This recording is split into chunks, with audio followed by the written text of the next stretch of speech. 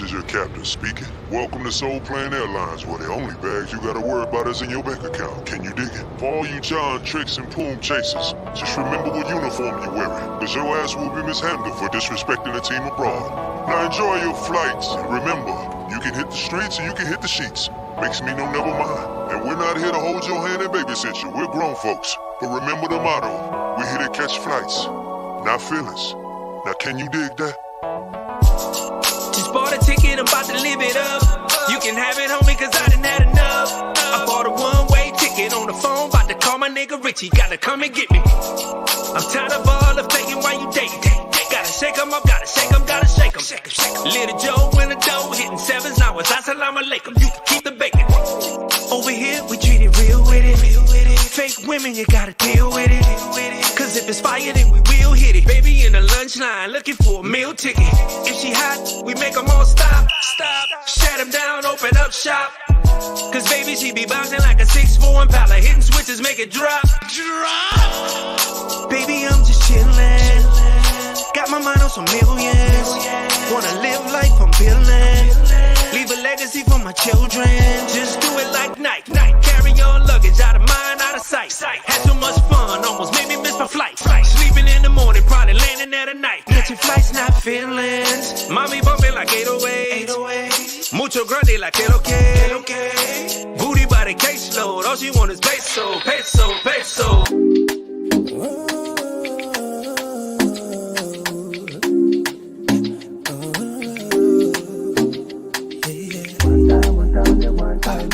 Can't get enough of your loving. One time, can't get enough of your loving. I'm addicted, baby, I'm addicted. Addicted, really, I'm addicted. I'm addicted. Nasema I'm addicted. I'm addicted, baby, I'm addicted. Nami ushaniteka janani, hawana liku taste of that honey. Uja nami twende sote kizani.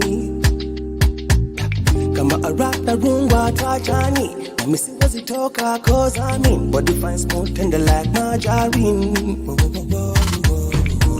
I wanna feel your body, be your daddy, no need to debate. Nataka niwe ndani, we your body, usininyime. I like it slow and naughty, girl, you got me screwed, you came away. Oh, I'm addicted, baby, I'm addicted. Addicted, really, I'm addicted. I'm addicted. Nasema I'm addicted. I'm addicted. Baby, I'm addicted. Oh my, kutoka na peya na bala. Napiga vile napiga kinyanga. Siyo mara kiga bali masa. I'm gonna do everything it was to please my love. Siyo ni mwingine juu yako. Baby, take it easy now. One time, yeah. Can't get enough of your loving. One time, yeah. Can't get enough of your loving. One time, yeah. Can't get enough of your loving. One time, yeah. Can't get enough of your loving. Tired of fighting with your girl? Tired of dealing with the same stuck-up women when you go out in the States? Tired of these fake-ass IG models begging for cash apps? Fellas, I'm here to tell you, you don't have to settle. The women in Pattaya outnumber the men 20-1 out here. No matter your age, your race, your height, or even your weight, they don't discriminate. They don't discriminate. Think I'm lying? Zoom to Thailand with your man Richie Mack, the Travel OG. Make sure to like and subscribe to all my videos. You got questions? No problem. You balling on a budget? No problem. You scared of rejection? No problem. It's impossible to fail here. Follow me on my journey as I show you why you don't have to settle. And join the family of Zoom to Thailand. Your life will never be the same. Yeah. What up, y'all? What's going on, man? It's Richie Mack, the Travel OG. And we got a special guest in the building today. Have no fear. You know the rest. This dude, Mr. Organic, man, I've been following him for a while. I love his interviews, man. I like the first time I seen him was on Fresh and Fit, man, and he was just like handling it himself and funny as shit, man. But laying down like real shit, real facts, real things, man. I never had a chance to meet the brother in person. This is my first time with him. I want to give him his flowers. We're going to talk about everything from his career and everything that's been going on with him. I'm going to let you guys tap in and say what you guys want to say, ask some questions. Let's keep it cool and respectful. But Mr. Organic say he's ready for the smoke too, so he's good for any of that, man. But you know how we do it. We do it all in fun and love. So without further ado, and that's another thing, I got to give a shout out to MTR, Mediocre to Tourism Reviews. I know I stole that from you. I'm giving you your props. So when I say without further ado, you know I'm talking about Mediocre to Tourism Reviews. But now let's bring him up. The man, the legend, the Lamborghini driving, rapping, attacking with the Excalibur, Mr.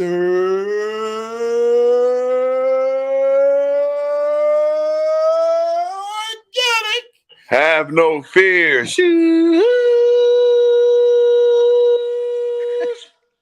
Mr. Organic is in that car.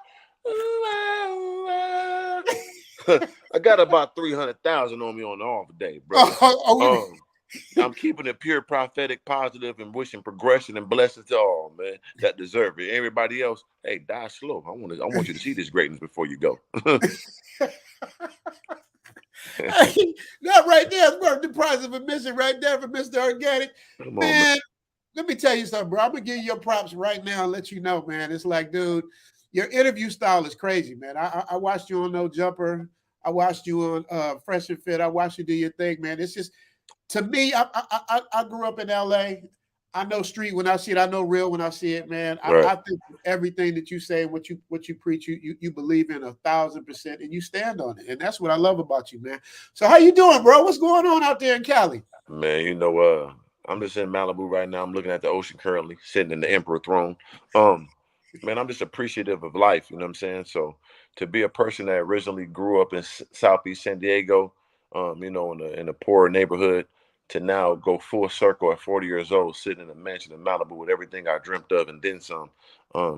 It's so surreal, you know what I mean? I'm living the superhero life I dreamt of as a kid that I watched on TV. I'm living like Black Batman with a little more swag, a little more viciousness up in him. You hear me? I love it. I love it. Well, April 12th is your 5-year anniversary on YouTube, man. Yeah, man. Tell me about your journey, how you got there, man. 5 years, man. Well, tell me about your journey. Man, 5 years. It went so fast. It felt longer, but it feels short too at the same time. It's hard. I feel like I was in Quantum Leap, like I'm in another nigga body. You remember that TV show? It's like I'm in another nigga body. You was on it? Yeah, I did an episode in there with Eric LaSalle. Yep. Come on, man. So you know, it feels like I'm in somebody else's body and trying to make them. It's just weird, but yeah, when we started, bro, me and my dog Slim, I never forget how it all begun because I always been this type of guy. So it's not like all of a sudden I woke up, I'm this energetic energy, thinking I'm all that. No, I've been this way since birth. So I always had a great personality, always was a super athletic guy, always had girls, always could fight. I was just always the same human you see today, but I didn't have a platform for the world to fully understand it. I'm always in confined quarters of regular people or a town like I was in Arizona, I'm in San Diego, I'm in Minnesota, like no one could understand pure greatness before them. So only way I could break out so the world could understand me was getting on YouTube. And my friend, Tall Guy Carve, who's AKA Slim, he came to me like, man, we should do YouTube because he was watching it all the time when he was in prison. And he was like, man, we should do YouTube, bro. And I remember seeing a Netflix documentary on YouTubers and making so much money. And it was just regular Caucasian motherfucker. I'm like, come on, bro. There's no way a nigga like me can't get in front of the camera and goddamn get some millions. And they are like, put me in front of the camera. So I'm like, I was thinking about that. He was like, dog, this is what we're going to do. We can do some car stuff. I'm like, man, I don't care whatever it is. Just put the camera on, bro. We're going to go. So he did a couple of vlogs by himself. And he was like, man, I'm telling you, because I seen it. Because let me back up a little bit. I've been doing music, clothing, rapping for years. You know what I'm saying? I've been YouTube 5 years. I probably was doing that for 5 years before that. And it was going slow. So once I see him do a couple YouTube videos, when he came to me about he was doing it on his own for like the first 4 or 5 videos, I don't recall. And I saw his numbers. Like I could do a music video, get 1,000 views in a few months. Embarrassing, but I kept going. He'd do a review or something about his car, he'd get a 2,000-3,000 views a day. So I'm like, and he don't know what he's doing because I'm in entertainment. I'm trying to break this shit, get into this. He doing it on accident. Like, man, he's like, man, I want me more views. And I'm like, dog, what? I said, man, listen, you get subscribers, you getting views already. You are in the game, bro. He's like, I told you to do it with me. I said, oh, let's go. You know what I'm saying? So then I did a review with him. People going crazy for my personality, it's fit for it. So they're like, man, they love me. So then he was like, man, get your own channel. I'm like, you tall, I'm tall, let's do it together. I could be on your channel, nigga, and just, But he's smart and he real. So he's like, no, dog. He took my phone, made my own channel. I was going by Mr. Organic at this time on my Snapchat and it was doing pretty good. So we just made it for YouTube. I wanted to do like gun reviews. So the whole thing for me was to play is we could do stuff white people doing, but doing it in the nigga, urban fashion. So he was doing car reviews. I was going to do the gun stuff and teach, inner city people how to really get their license to carry and do it the right way. Just not be on the gun. Like, no, I'm telling you how to get it, how to use it, to know the laws. A cool way, but still be a nigga with it. It was going to be cold. And he was doing the car stuff. But every time I'm in the video with him, they was going crazy about the cars and us together. So we just, all right, we're going to do the car stuff. We both going to vlog it up. And then we came from there. And then it just grew, bro. It just took off. Well, that was my next question. Like, when did it like take off? Because nobody just jumps out the gate like that. But I'm gonna tell you like this though, because as you see, even now, I don't have that many followers. I don't have that many views, but I got a whole lot of money. So I always was a natural born hustler. Like if I wasn't playing an athlete, like I wasn't playing no sports, I was in the streets getting money some type of way. I'm gonna get me some. Anybody know me? I don't give a fuck my worst enemy. They'll be like, that motherfucker know how to get some money and hoard the money. So that's one thing I'm well known for. So once I got a YouTube, my first month I'm making 10,000, double figure thousand because as I'm sitting learning YouTube, I was watching Star. You ever heard of Star, the Star Report? He's on YouTube. Mm-hmm. He used to be on Hot 97 on that. So I used to watch him and he used to get mad donations on live stream. Mm-hmm. So I'm like, damn. So when I was doing my YouTube vlogs, I wouldn't get that many views. But I was like, I got a personality that's for live. And people rather have me talk shit and talk to them and keep me on live, and they'll pay to do that. So I get on live stream, talk shit like I'm not going crazy. I'm making $300-400 a day. So I'm sitting there like, hold on. If I just got on here every day for 30 days and just did $100 a day, that's $3,000. I pay for my crib, I pay for my car. That's better than my job. Oh no, it's on. So then I get paid for my views. I'm going live every day, and I got merchandise. It was on. So I'm going live, making $300-400 a day, getting my view money, selling my merchandise. First month, I'm making double figure thousands off the rip. It was on for me. I never cared about views. Of course, I want to interact with my people. I want the money. And I was getting money from the seed. So I was rich from day first month in, bro. Damn. So, but there wasn't a place where you just where it just like took off. Took it off to the level how I'm living now from YouTube. Basically, I put it like this. We was already doing reviews. Then we start getting enough money from everything we're doing to buy their own cars. But what took it to the level I'm living now is when I moved to LA.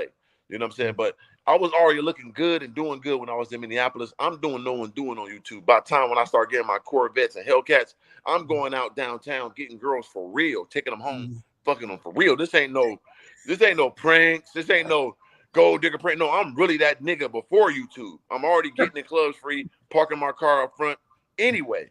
So once I start blogging, like they call my King of Town vlogs. You could go to King of Downtown, check out those old vlogs. That's all 1,000,000,000% real. Me taking 2-3 girls home from the club, just meeting them, all that. I've been that guy. So that's what I'm saying. Like I was getting so much money because my vlogs weren't doing so good, but nobody was doing no grown man shit on YouTube. It was all kiddie pranks and all that fake shit. So people would love me so much. When I get on live stream, they like, man, I'm like telling them, hey, I don't get money from views, so y'all want me to keep doing what I'm doing. Y'all about to donate. And I was booming. But when I moved to LA, that's when it went to another level because then people think they see it. You know, perception is everything. So once I moved to LA, I'm downtown. I got the Corvette. I got the Hellcat. I'm living 30 floors up over the Staples Center. Then my views start clocking. I start doing double figure thousands, 50,000, 100,000 views. So once I moved to LA, it took that big leap of faith, which was extra scary because I'm in Minneapolis. I'm paying $1,800 a month. I'm downtown, 32nd floor, big patio, living like a god. Only the Timberwolves NBA players live in my building. I come to LA, I pay $5,000 a month for the same type of building. That's a different type of understanding.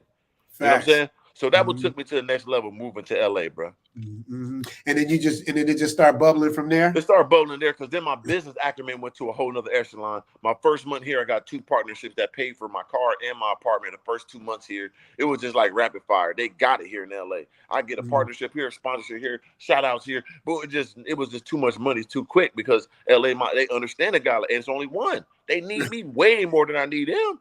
They need the God. So yeah, I blessed the people when I came to LA, and it took me to another level. When I came to LA, it was on. That's what it was. But you seen LA. Like I grew up in it. Like you just fit perfect in LA. Yeah. You know what I mean? I'm a big like, that should be home. Yeah. It's like it's nothing for me, bro. Because like I said, when everywhere I was at, I was a big ass shark, a killer, like a great white shark in a lake. They just understand me. I'm 6'6", 230 pounds. I can fight, kill, shoot, funny, all this. It's like I'm too much. It's like Superman just walking in the street with like regular people all day. Like they not gonna appreciate Superman.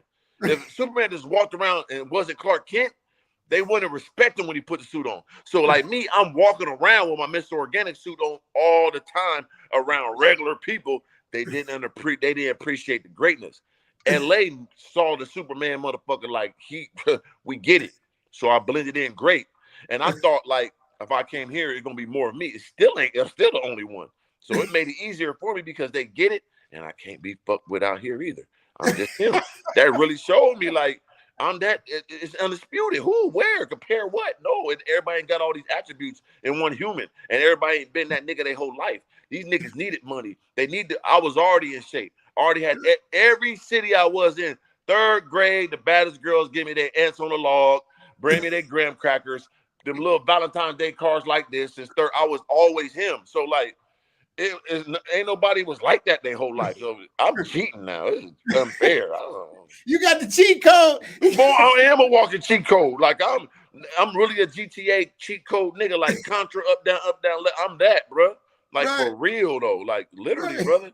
It's too much. Hey, I gotta tell you about Organic. Like before we came on, it was my first time talking to him, and I was like, man, we keep shit positive, ain't gonna be no goofy shit. He's like, man, bring the smoke. He's like, dude, I don't care. He's like, it is what it is. This is who I am. It ain't what no they fake gonna shit. do? It ain't no turn off shit. It's like he's really about that life. And hey, yeah, I give it to him all day long. Okay, so I got another question for you. I got another question for you. So, and you corrected me too. I forgive me, Mr. Organic. I called it a Ferrari. It's all good because I had a Ferrari, but it's okay. Go ahead. He corrected me and told me the Lamborghini. So I got to make sure there's a difference. Anybody knows there's a big ass difference. Yeah, they actually arch nemesis. And I've been watching him. Like before I do interviews, I study my guests coming up, and I see he got these nice ass rims for his shit, man. Did you get them things put on yet? Because I saw you posing with them. They get put on. Damn, today Monday. I'm forgetting. I forgot to even go up there today. They're supposed to get put on today. I didn't even go. I'm too busy. But yeah, so you slipping. You slipping. Today is Monday, right? Yeah, for you. It's Tuesday for me. Oh, Tuesday for you. But yeah, they supposed to went to my shop. No, so they ain't got put on yet. So I guess I get them put on Wednesday. I got a little more time. I got to do some stuff on my other car. So yeah, they get put on Wednesday. Shout out to my guys at Fort Giallo. They're my partners. I've been partnered with them since I've been here. Like no one has partnership with Fort Giallo in the world. Only like me and my dog Slim and like Travis Scott. Like they don't do that. So that speaks volumes of our brand. But yeah, my Lamborghini Urus, brand new off the showroom floor, $340,000. I got the custom roof in that motherfucker, and I got the custom Fort Giallos they're gonna get put on tomorrow. That's what I was gonna ask you. I was gonna ask you how you get your big ass in a fucking them cars is little on the inside. Yeah. I mean, like I tell her, because every time somebody see me get out my Lamborghini, Ferrari, Corvette, whatever it was, they're like, how did you get your big ass in that? I tell them, man, I'm a big nigga, like literally no homo sapien. I've been sliding in that little shit my whole life. You know what I'm saying? So I've been accustomed to this. I tell them I'm going to take my time. I tell them relax. Got to relax now because it's coming. And I slide in smooth, brother. I've been doing it my whole life. It's nothing. You know what I'm saying? There it is. All right, well, let me ask you the next question about the Lambo. Okay. So, when you get in the Lambo and you turn on the music, besides Mr. Organic, what music do you listen to when you rocking in the Lambo? Currently, I'm listening to. I like Lil Durk. I like Money Man. I like Future. I like Rick Ross. Right now I'm liking ESTG. I'm liking his music. Yeah, I'm heavy influenced by like dope rap, but on top of that too, I ain't gonna lie, I like oldies. You know what I'm saying? Like the Temptations, all that old school dope shit. But on top of that, too, on a sneaky little flizzle, what I be doing too that really enthused me. Besides, and one more. I like old white man mode music. Eye of the Tigers, Never Ending Story theme songs. Like I like that real old white man shit. Cause them niggas, them songs type hard, like on a sneak. They got bars. Like you really listen to them for like they going. You know what I'm saying? Like you really listen to Eye of the Tiger, you like, hold on, this nigga snapping. Like, you know what I mean? I like Never Ending Story. Like my favorite movie. I listen to that. Like I listen to old white man mode music. Man, that shit be going in. Then the thing I've been on the last 2 weeks, I've been on a sense of enlightenment. So I listen to different quotes from like Aristotle, Da Vinci, Benjamin Franklin, Leonidas. I listen to all the old quotes of the ancients and just ride to that and get some understanding of motivation and sense of one. Right. But that's what makes you so dope because, people can say, oh, you talk about cars and jewelry all the time, but you're not a one-dimensional dude, bro. Nah, man. People can play that. They can think that if they think shallow, they can play that game, but you got so many different levels that you haven't even got to yet, bro. I believe you got so much more to do. You just at the beginning of what you're going to do. I appreciate that. Super chat for real talk. Club Phyllis, my man from England, says, big up Zoom Thailand. Great interview. Stay blessed. Yeah, man. I was really excited about getting our interview. We pumping it through. You know what I'm saying? Sir.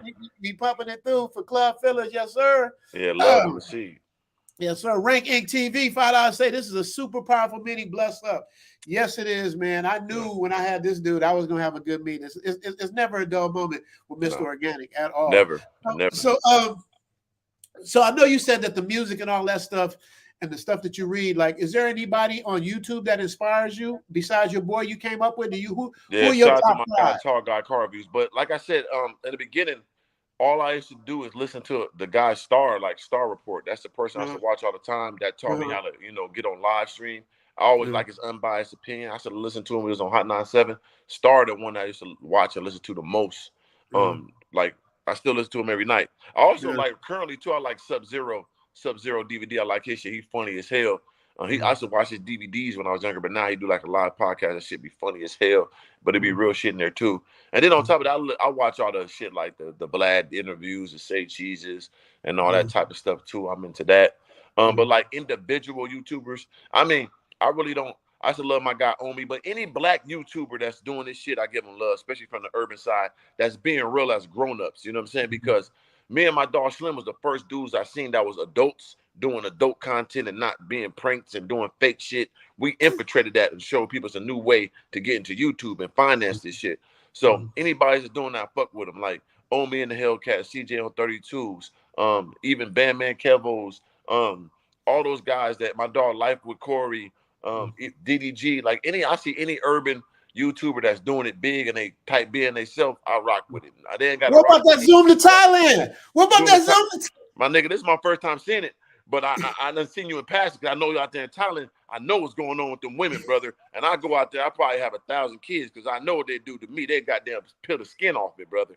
I got to come to Thailand. I know what's gonna happen. I know what you're doing out there, buddy. I know you're living a great life. They worship black men. I go out that motherfucker. I be Godzilla, and damn right, I'm gonna burn the whole city down, nigga. I need to pay him. I know what you're doing. I like Asian women too. So I listen, brother. I get it. You know what I'm saying? Me and my homeboy used to be in 7th grade. I'm gonna tell you some funny shit though. Like real shit. My Anatomy of a Fighter. That's one of my best friends since 7th grade. He got a Code MMA channel, the biggest and best in the game. He's on Joe Rogan and all that. Will Harris, Anatomy of a Fighter. We used to be in 7th grade. We used to look at our newspaper and see when it's like an Asian convention at this college. We used to go there and try to get little Asian grown women like when so I know the Asian motherfucking understand brother. Boy, I know you. But yeah. So I need to watch it more because I know what's going on out there, brother. I need to make a visit. Hey, Organic. I'm gonna tell you, I know you like to say you slinging ass caliber and all of that. You ain't got enough. You ain't got enough. I know. Of what they got out here. I already know. You out. I already know. I know, brother. It'd be too much. You know what I'm saying? I see they be cooking for niggas and all that. You know, they have to do fried chicken. I seen all that they be doing to take care of nigga good, man. You know what I'm saying? They take care of good, bro. You look tired, bro. Look tired now, bro. Yo, I ain't going pre-workout some shit. No, that's my next question. What's your passport game like? A lot of brothers don't get passports. Like, bro, like only went to Dominican Republic, right? Only went out of the country one time. Mm-hmm. Because, like I said, I'm 40 years old. 35 years of my life, I'm grinding to get success. I was an insomniac. I couldn't sleep because I'm like, I can't be regular. Like, I know God that make me this ferocious to be a normal nigga. I can't. So I've been chasing this greatness my whole life, right?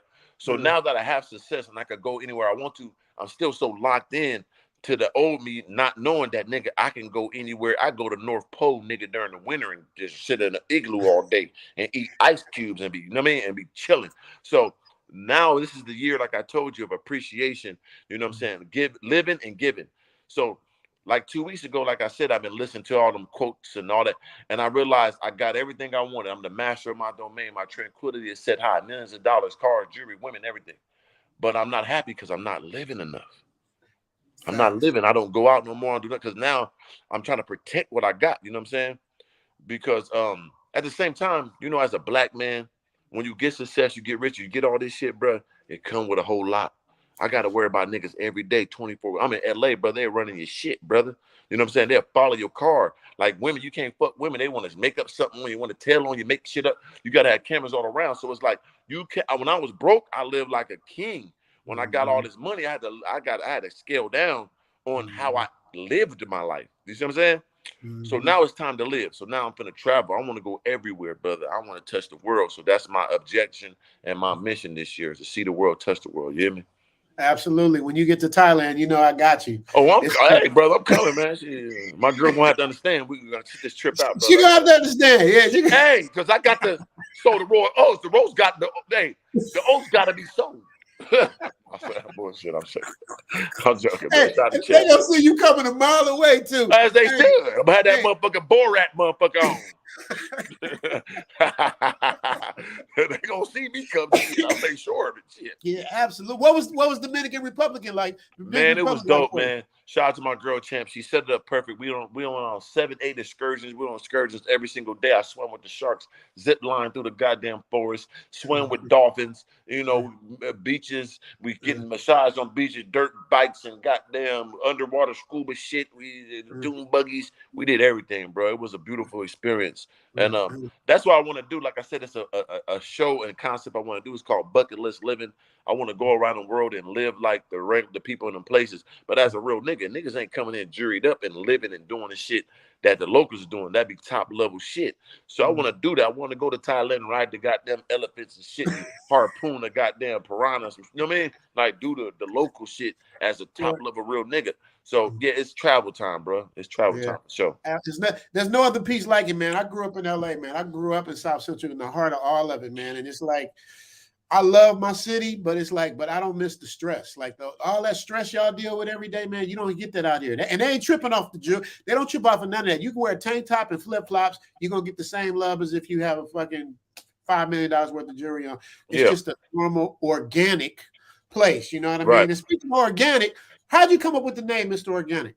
Yeah, like speaking of organic, truly, it was like I've always been a trendsetter. I've always been a person, either I see it first or I understand it first. So like I catch a wave or something, like for instance, wave, like it was a guy named Max B, and he's a rapper, but he was so charismatic. And he locked up. Yeah, he locked up. Yep, you know. Yeah. And he was so charismatic. I was watching DVDs and listen to him talk. He was so funny, but he still was talented. But the way charismaticness and carried himself was so dope, and he labeled it as being wavy. So I love the word so much. I'm saying wavy and shit all the time. But that's Max B word. I can't use that nigga word. I'm 3 of them. I got to come with my own words. So I was like, damn, what's my shit? I was like, organic. Organic covers all ground just like wavy would. How you feeling today? Organic. You see that girl? Yeah, she organic as fuck. You see that ass? Yeah, that pussy was organic. Like it touched every positive. I'm like, ooh, that's it. So I was saying it all the time, replacing it with a different adjectives. And people just start calling me Mr. Organic. But on top of that, if you sprinkle in the full seeds of it, I never drunk alcohol in my life, never smoked weed. I have no baby mamas and nothing like that. So I'm truly pure since birth. I am an organic nigga. I look different. I am different. I'm my original self. I never been compromised, filtered, or diluted. So I am Mr. Organic because I truly am. I'm organic since birth. And I'm myself, and I don't give a fuck who like it or don't. I'm the one. You got to figure out, do you want greatness or you want bullshit? I got to figure out nothing. So I'm the one. I'm the seed. I'm organic. I'm Mr. Organic. Just like my nigga Mr. T. There it is right there. Brian Burns says he knows you. He say, me and Mr. Organic go way back. Salute to you as well, Zoom. Greetings from Japan. I'm just a black man in Japan doing what I can. Who said that? Brian Brian Bourne. Me and Organic go with. Hey, shout out to Brian Bourne. He dropped that bet with that $20 in yen or what? I don't know. It's 2,000 yen. I don't know what that is. What's 2,000 yen? Probably 2 yen? goddamn cent, man. Fuck you, Brian. No, I'm playing. I'm playing. Hey, Organic Love, man. If you've been rocking with me from the seed, it's nothing but love and appreciation, brother. Because you got some understanding on you. God bless you with a good mind to fuck with the God. Absolutely, man. Straight we gotta up. give a shout out. Big Boss Real Talk. Threw that 100 motherfucker there. Yeah. What them 100s at? Nah. We need them 100s. More than them niggas, man. We're gonna stop not talking to no nigga unless they dropping them donations, man. Fuck all them niggas, man. Donations. My nigga in Thailand. This shit ain't cheap. Nigga living out there. He living on this, man. He gotta donate to the campaign, gotta maintain his greatness, man. Nigga got a curtain and shit back there. That called money, man. Come on, man. Absolutely. We're gonna give a shout out to Big Boss. He said, shout out to 2 giants. Well, I'm a short dude. Organic is a real giant. I'm a little giant. There you go. From the Golden State, Cali, yes, sir. Zoom with the gargoyle. That's right. We're gonna ask him about that gargoyle. I'm gonna break that down. Building. Salute to the chat. And be sure to subscribe to this channel, Richie Mack, Zoom to Thailand, and that's Real Talk. That's Big Boss. We're gonna bring him up in a little while so he can ask you some questions. All right, for sure. Shout out to Big Boss, man. We're gonna let that. Let me tell you something about Big Boss, man. This dude always supports my channel. He always. This is the first time he dropped 100 though. He be dropping 50s. He dropped 100. It's because of Mr. Organic. Yeah, brother. I'm telling you, I know this live shit. I would master this shit from the seed. When Nick give me some love, I gotta appreciate that. I'm gonna shout him out and make the noises, cause that's love, nigga. Giving his hard-earned money for a nigga, and you know this shit costs. So it's like you appreciate me for real. Like that's just like something. If you like, even me, I used to work out all the time, and I had my same little workout. Once I paid for like a trainer or paid for a different type of work, I went a little harder. I didn't put my money up. Right. So if a nigga appreciates you like that, that's a blessing, man. You gotta salute that, man. I don't like fans. Fans is fake ass niggas. I like supporters. A fan only gonna blow you when you hot, and they're fanatical. Anything outside what they like, they flip on you. But a supporter gonna support who you is from the seed. He's gonna fertilize your seeds, and he's gonna grow with you to the fruit. Gotta appreciate a real supporter.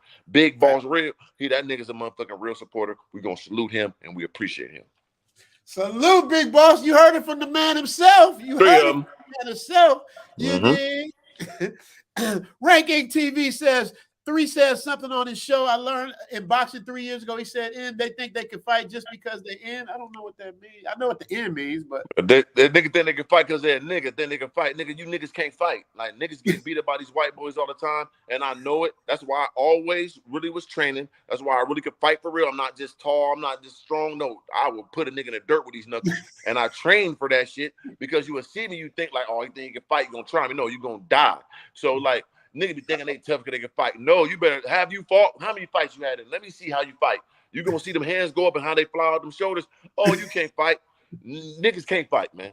So I don't. You know what I'm saying, he know what I'm talking about. Like I don't look at nobody like they big, small. I don't underestimate no white, black. I'm gonna treat everybody serious. I'm gonna get their ass up out of there quick, whatever it takes to. I can fight, but I sneaky hit you with a monkey wrench, shoot you, whatever. Leave me alone. I ain't gonna pay for that. I only give fair fights to friends and family and kids if you lucky. Anything outside of that, bitch, you better pray. I'm gonna get you up. I hit you with a machete, anything, nigga. I put poison in your shit. Hey, I put some rat poison in nigga shit, everything before you talk crazy to me and get his motherfucker ass. I'm gonna do whatever, nigga. What you talking about? Leave me alone, shit. Hey, Organic, let me ask you a question. Yeah. I'm serious. I'm not joking. I'm being serious. Have you ever thought about doing stand-up, dude? Because I'm telling you, man. Listen, bro. I'm going to tell you some shit about it. Because I always was the funniest guy in my high school. Everybody voted me the most likely to be succeed, funniest guy. It's something about, that's why I do music, but you never really see me perform that much, right? It feels like I'm just a superior being. It's like I'm trying to make you laugh, nigga. Like I gotta stand up here and entertain. I'm a gesture. You know what I'm saying? I'm ignorant, bro. Cause you see what I'm saying? Like I gotta make you laugh, nigga. I'm the nigga. Like nigga, what? Like well, I stand up here and kiss your ass. Like, hey, want to see across the road? You don't laugh. I'm looking dumb. No, my nigga. No, sir. So I ain't got time to make no niggas laugh. I'm a funny nigga. You just get it how you get it.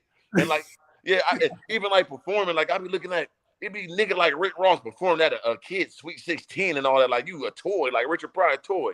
Oh, I can't.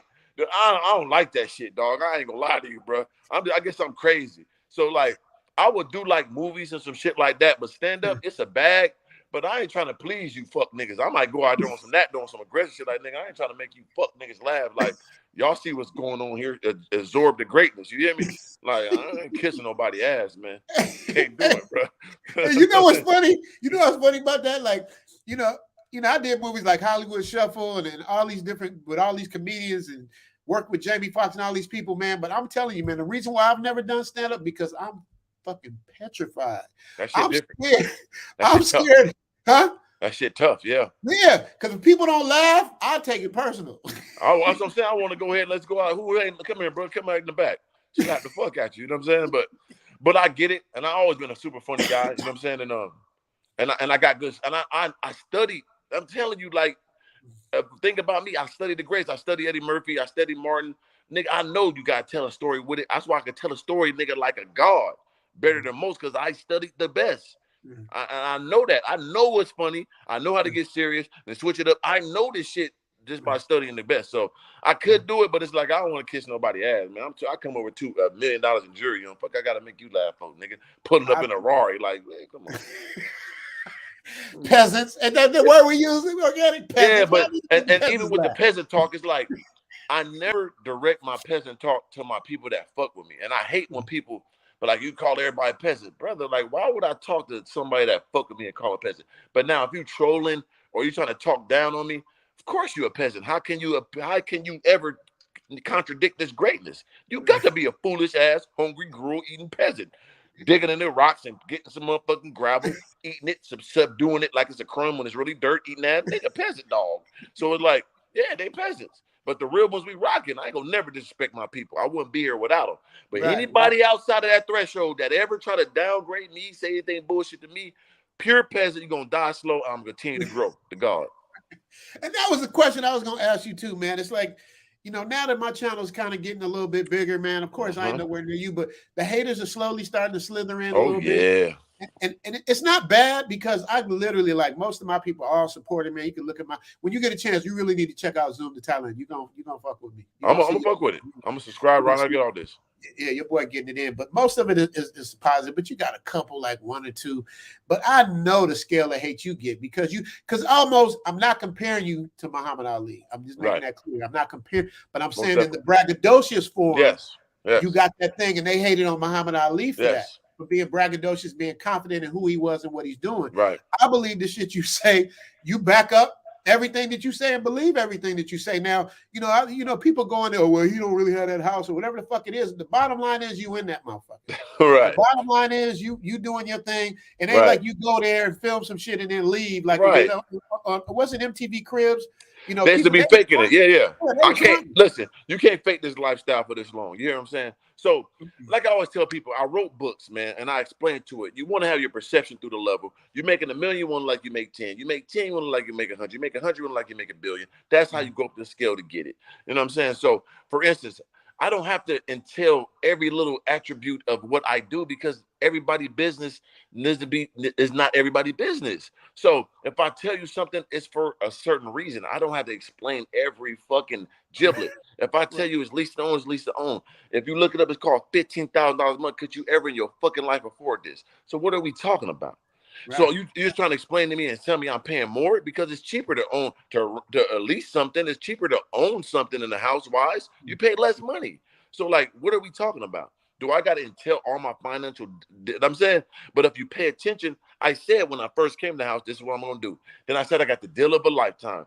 I don't want to keep going into detail with shit. We got taxes and IRA. We got to be smart around this motherfucker, man. I'm a black rich nigga. I gotta know what's smart for me and my taxes in my life and longevity. I know what the fuck I'm doing. So like people take you covering your own ass or making sure you on point because you thinking 2 steps ahead. Are you trying to deceive them? Why I'm going to deceive you, man, that I'm rich? Don't matter. This is $15,000 a month. I got to pay for lights. I got to pay for security. I got to pay for the gardener. I got to pay. That's over $20,000 a month just in the house. We ain't even going to get to the cars. So, like, what are we talking about? You see what I'm saying? There is no human on this earth that's touching that type of understanding that's broke or doing something wrong. Like, what are we talking about? You know what I'm saying? So that's one thing. Now, when it comes to hate, I'm glad you said that about Muhammad Ali, because I got a song called Respect the Money. It's a quote of his. He said this, and I of course I monitored Ali and I took a lot of his understandings. But he said, we gotta have those fancy cars. We gotta have those big houses. We gotta line them up. Gotta have the Rolls Royces. Because where we from, if they don't see that, they think you're broke. They're not gonna believe you. You have to have these things so they can believe you. You gotta have confidence. You gotta say you're gonna knock a nigga out. You got to, or they ain't gonna watch you. That come with this greatness. You gotta put it all on the line to get it all down the line. That's the game we play when we from the inner city. When we from the bottom, we get anywhere up. We got to pile it up to keep going up. We can't stay like this. They ain't going to let us go up no more. We try to be kosher. I'm just going to be suit and tie. I'm going to own me some homes, sleep in the basement, get $3. Nigga, we can't live like that. Nigga, I got to go get it. They got to understand what's going on. I got to raise the price on these niggas. You see me paying $20,000 a month. I got 5 supercars. You got to pay me motherfucking $15,000 a month for a shout out. You got to pay me 20. Nigga, look what you getting, nigga. Come on, it's business. But I can't give everybody the game, but they don't understand. Only the real get it. So like people can't understand that, and that's fine. I don't care. Now the unnecessary hate, and it comes from our own community. We've been doing that since the beginning of time. We've been programmed to eat and hate each other. It makes no sense, sir. I come from the inner city. I came from Southeast San Diego, right? I'm saying I came from that inner city, WIC, Section 8, welfare, projects, all that. Then I moved to a small town in Illinois called Carmerdale. So in like 15,000 people. And I lived in the projects there in a small town. So how poor is that? You tell me that got to be $50 a month for a project in a town on 5th town. You know what I'm saying? So how poor is that? One step away from being homeless? If you're in a project in a small ass town? So I'm a nigga that came from all that. Stood the test of time. Been in the street shootings, robbing, all that shit. All praise the Most High. Never got locked up, never got shot or hurt. Made it through all that. 35 years later, still had the endurance, confidence to go through this and that and withdraw myself from the streets and go to a regular life. And then 35 years in, I finally found my way of success. I climbed out of basement. I sleeping in the basement for 6 years with an old lady living above me, and I still have my confidence. Then I found my outlet, and I made it out. I'm in fucking Malibu, 5 supercars, Protect Police, $1 million in jury, and you hating on me? I'm a nigga that don't drink alcohol. I don't smoke weed. I don't have no baby mamas. How the fuck is you mad at me because I got money and I love myself and I didn't give up from the fucking responsibilities of the world to pull me down, and I fought that off as a black man in the inner city? How dare you hate me, man? What have I done besides be myself? And I made it, and I'm telling you how to do it. I'm writing books. I'm showing you every day. I'm blogging every day. This is what you do, guys. Boom, boom. I'm telling you the game. I'm giving niggas another way. We ain't got to play sports. We ain't got to rap. I done make my money from that shit. I made it from this. I made myself a brand. I'm influencing. Anybody can do this. Everybody can't be 6'6", 230. Everybody ain't got to have no killer instinct. I can't give you that. But I can give you a phone and tell you to blog your life every day, upload it on YouTube, start off early, get on live streams. Niggas will donate you $100. You will pay your rent. You be on this bitch every day. Get you a couple t-shirts. Keep going every motherfucking day. You can make money like a doctor. And you mad at me? Come on, man. Come on, man. Y'all better soak up this game. Y'all better soak this up. He just spit real fire, man. Y'all better take it, because I feel the same way. It's like, dude, I'm out here in Thailand. I'm out here in Thailand trying to show people a better life, not to settle for the bullshit we settle for back home. Dude, live your life, be happy, stress-free, and I still get hated on. And it's just like it's programmed with slavery, man. That's just all I can come up with. It is, though, and it's a shame. And then, like, even people from the outside looking, and I said all to say this. I come from this and that, right? Now, if a motherfucker give me some money to shout out, like I see people, oh, you promote a gambling site. Nigga, that's a gambling site. Niggas is making billions gambling anyway.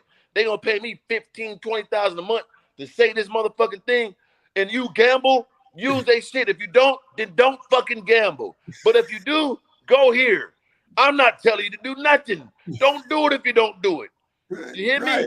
Right. If you gamble, then gamble. Go here. If you don't, then fucking don't. Like, what is the I'm not forcing you to do. What's wrong with that? You try to tear a nigga down, but take care of his family by saying you could. If you do it, go here. If you don't, then don't. What the fuck? It's crazy, bro. How is that a bad thing? It's called being a spokesman. You know what I'm saying? When Billy D. Williams did the Split Small Liquor Bull. Sugar kill more motherfuckers in the world than anything, man. You drink them sodas, that shit gonna kill you. Around the world in certain countries, Pepsi and Coke is the most deadliest thing. Motherfuckers is addicted to that shit like crack. I think it might be out there too. I know like certain parts of Mexico, it's like Coca-Cola is a real problem. No one get mad when nobody saying about no Coca-Cola. You know what I'm saying? Like, what are we talking about, man? I'm not telling niggas to smoke crack. I don't even endorse no weed company because I don't smoke weed. I don't endorse no alcohol companies. You know how many niggas want to have a Mr. Organic dispensary or strain with my beard on it and have my face up there? I turned down millions of dollars for that. You know what I'm saying? So like, hey, organic, that would kind of be fired off. I done turned down millions, brother, because of my integrity. So if motherfucker can't get it, fuck them. I don't really care. I'm gonna do me how I want to do it. And if I want to turn around and say, if I want to do some weed shit, I can. Fuck you. Who gonna do something about it? You ain't got to. Hey, I'm gonna do whatever I want, how I want, nigga. Absolutely. I came from the bottom, and I ain't never going back. Get it in blood. It is. Hey, Scully Mack, my boy Scully Mack tapping in. Always my dog Rich. Can you tell us his end game? Where does he want to end up? That's a good question. Man, end game billionaire, man. Billionaire, everybody around me millionaires. That's simple, man. Billionaire before buried 3 Bs was my old moniker. I gotta touch me a hot billion. I'm gonna get it before I'm hit 50, man. That's it, billion. I done done it all, man.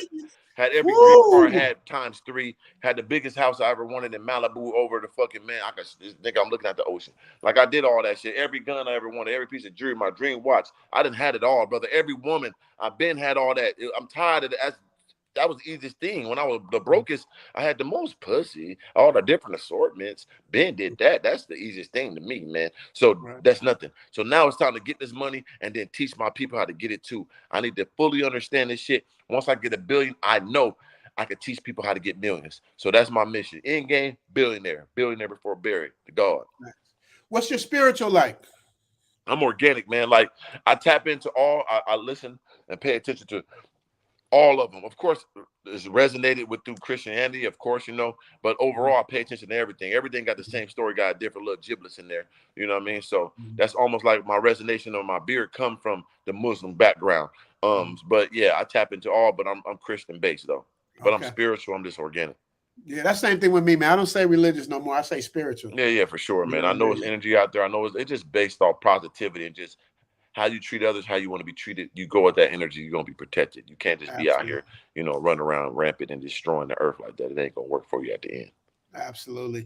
Kiyoshibo, $10 says, big fan of you both. I was surprised to see Mr. Organic in the house. The guard. Hey, Gargoyle gang.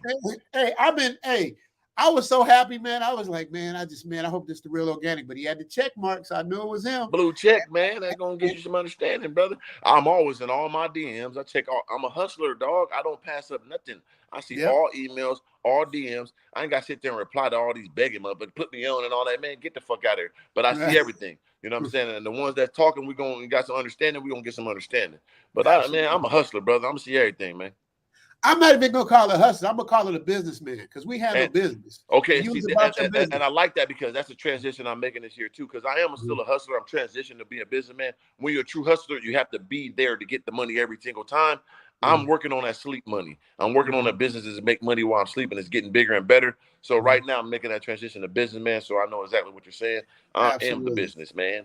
Absolutely. To me, you're a businessman with a hustler's mentality. Thank you. I appreciate that. I appreciate that for sure. Bro. Brisket Biscuit, one of the funny comment people in here, says, Organic, please stop using the N-word. I'm friends with the Fresh Prince, and I might have to send him over. Will Smith can fight. I'll beat the shit out of Will. No, I don't listen. Listen. Let me tell you something. My nigga. I'm not into black on black crime, but ain't no nigga in this world I ever met could whoop me. So shout out to Will Smith. If he'd have shot me, he would have slapped me. I probably shot him back in his head, to tell you the truth. Ain't no nigga ever smacking me like that and living. Like, I think, who said that? Goddamn Charlie Murphy. Like, niggas to die over and smack them duels. Like, you dueling niggas. Nigga, somebody got to go. So a nigga to smack me like that, it would have been no Oscars. It'd have been Taliban in that motherfucker. I'd have pulled out the chopper from the back. I'd keep it with me. I'd have knocked everybody. Jada would have got it. Everybody would have got them upside down. Their feet would have been up like the Wicked Witch of the West and the fucking Wizard of Oz would have fucked with me. Is you stupid? Nigga walked away like that too. I'd have 2-foot ninja gated and goddamn Jackie Chan kicked that nigga in the square of his back with a broke his fucking neck. That kick would be, I'd have put my knees on my chest with the kick, boom, 2 feet, and fell and broke my goddamn hip. Is you crazy? What? Nigga, shut your goddamn ass up, nigga. What? They had to put me in listen, I'd have been in a psychiatric world, nigga, to slap me. I would have been so crazy. They had to put me in motherfucker with the Joker and Akram, like, nigga slap me. Oh my God, on national TV, Oscars, millions of people. If I ain't kill him, I'd have went crazy until I got him. Niggas got to die, bro. Jaden, I'd have found a little ass and choked his fucking neck. Little Willow, I'd have slapped in her bald ass head and ripped her fucking ear off. The grandma bitch, I'd have slapped in her mouth, threw my dick in it, and then like, come on, bro. Everybody would have got it. Organic is the Terminator. Organic is gonna be the next episode of the Terminator. That's gonna be Organic. They need that. They need that nigga Hood Terminator. Ooh, that's a good goddamn script. Yeah, that will be good. The Hood Purge, because a lot of I'm with that, brother. I put all the two-pick a motherfucker back his head and paralyze him. I know all types of moves, brother. I done studied MacGyver. I was on that show too, believe it or not. It's funny. Man, you a cold nigga, boy. You a cold guy, bro. You on some top level shit. Like you on some shit, brother. Hollywood Shuffle, Quantum Leap, MacGyver. Yeah. Couple other things, yeah, man. You know, I had a good run, bro. I can't complain. I've never been on the Fresh Prince of Bel-Air though. I was on In the House with LL Cool J. I did a lot of shit. Oh, In the House, yeah. That one bitch got tight, cracked out. Then she was fine. Then she the daughter. Yeah. I only met her that one time on the show, but yeah, I heard she looked good at one time. Then she was on the goddamn Skid Row type eating goddamn. You know what I'm saying? Yeah. Bless her heart, man. Praying for her. Salute to her. Okay, so look, man, I'm gonna bring people up in a minute. Y'all can talk to Organic because I can't take up too much more of his time. I'm gonna read off these super chats. We got one more from Keith Jenkins. Keith Jenkins dropping 100. He's like goddamn cop. That cop ass nigga right there. Hey, that's my man. If he I like cops. Hey, $100 grand. Look like niggas is dumb. Fuck the police. Fuck them. They pull your dumb ass over. You wonder why they arrest you. I like police. I tells them. I calls them. Help me. Nigga try to hurt me, I calls the police. Hello, sir. The black motherfucker right there, he did it. Y'all niggas dumb. I like the police. I'm rich, man. Shout out to Keith Jenkins. Hey, brother, Mr. Organic, Jarvis, Dante Rivers, brother. You ever run into me? I like the police.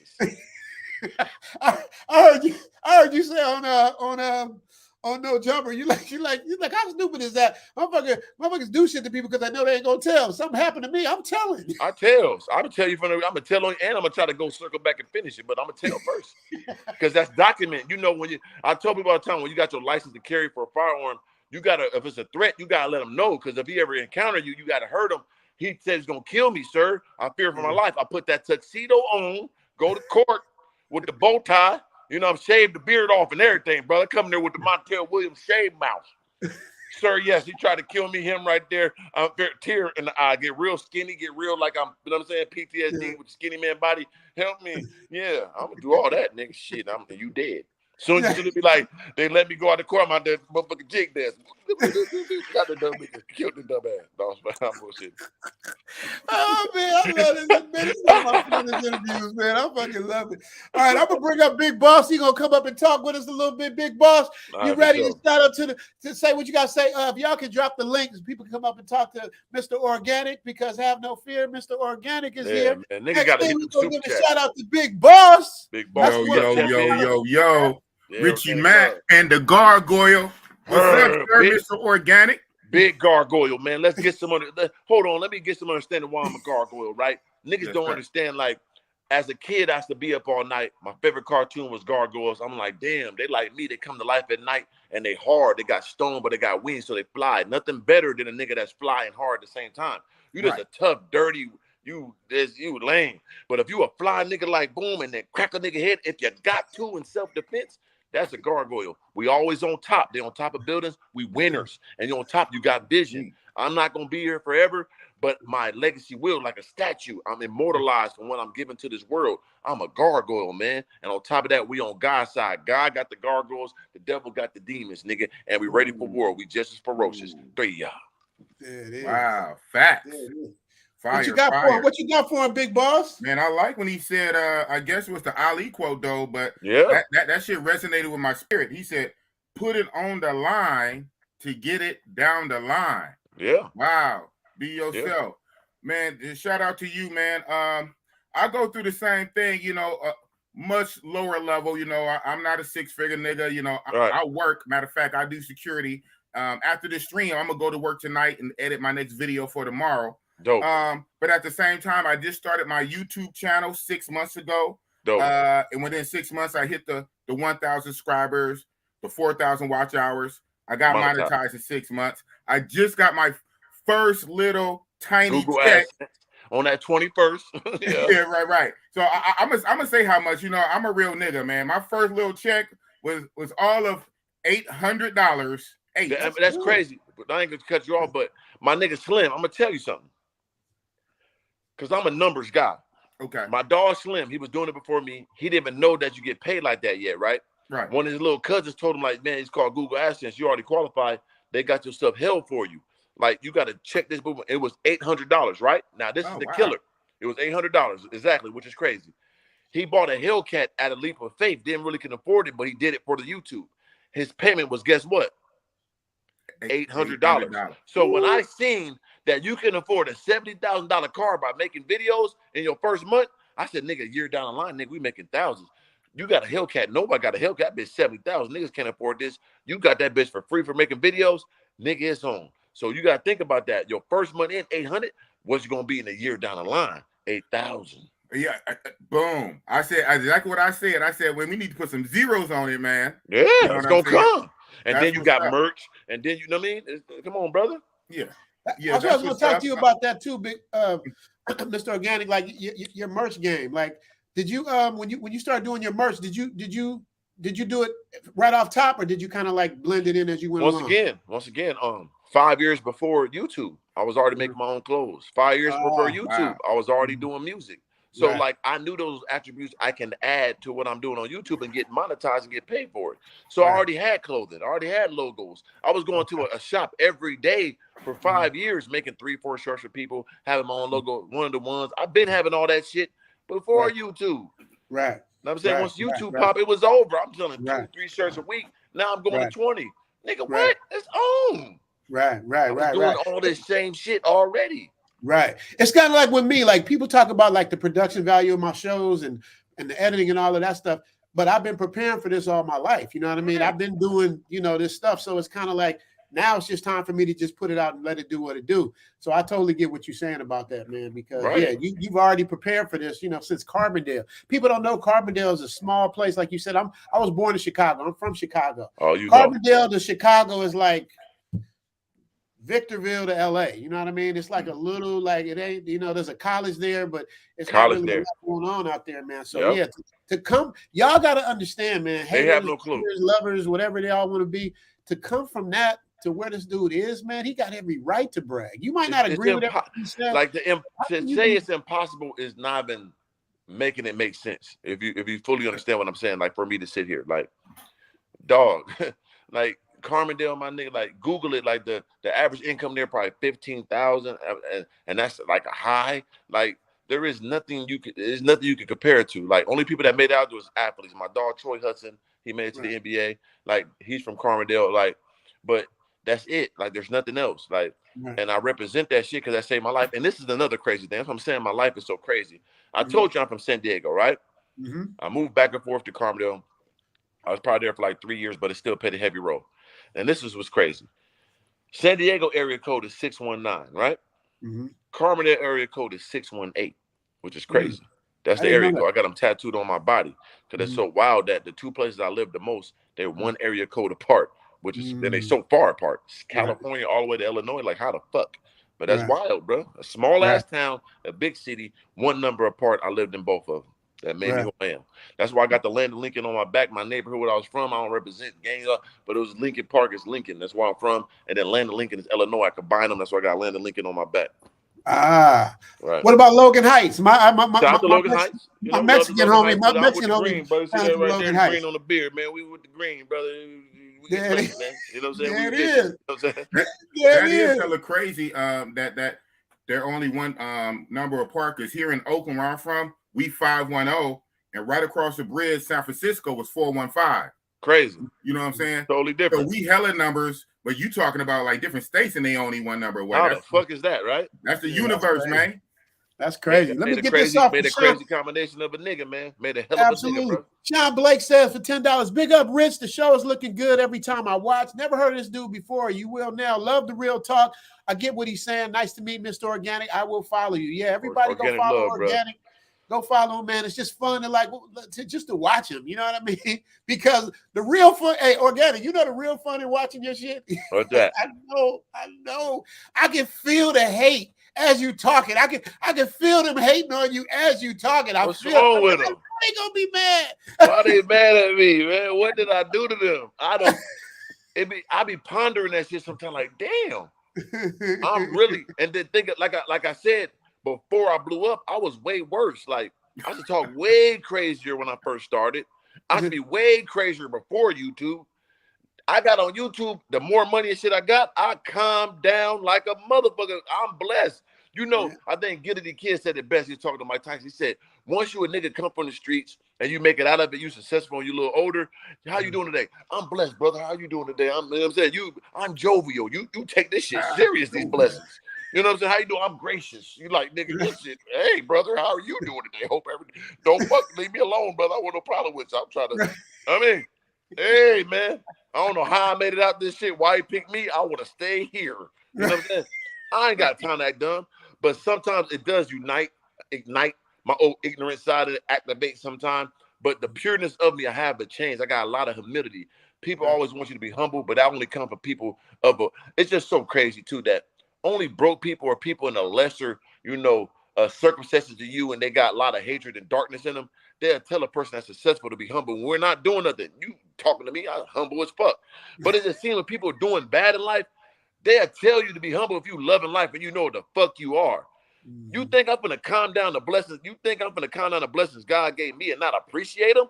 Why wouldn't I scream from the rooftops? Look what God made me and did for me. It can happen to you. How is that wrong? Right, it's not. You want me to say nothing, just walk around like a monkey and be like, I got all these blessings and I don't tell nobody this. Right.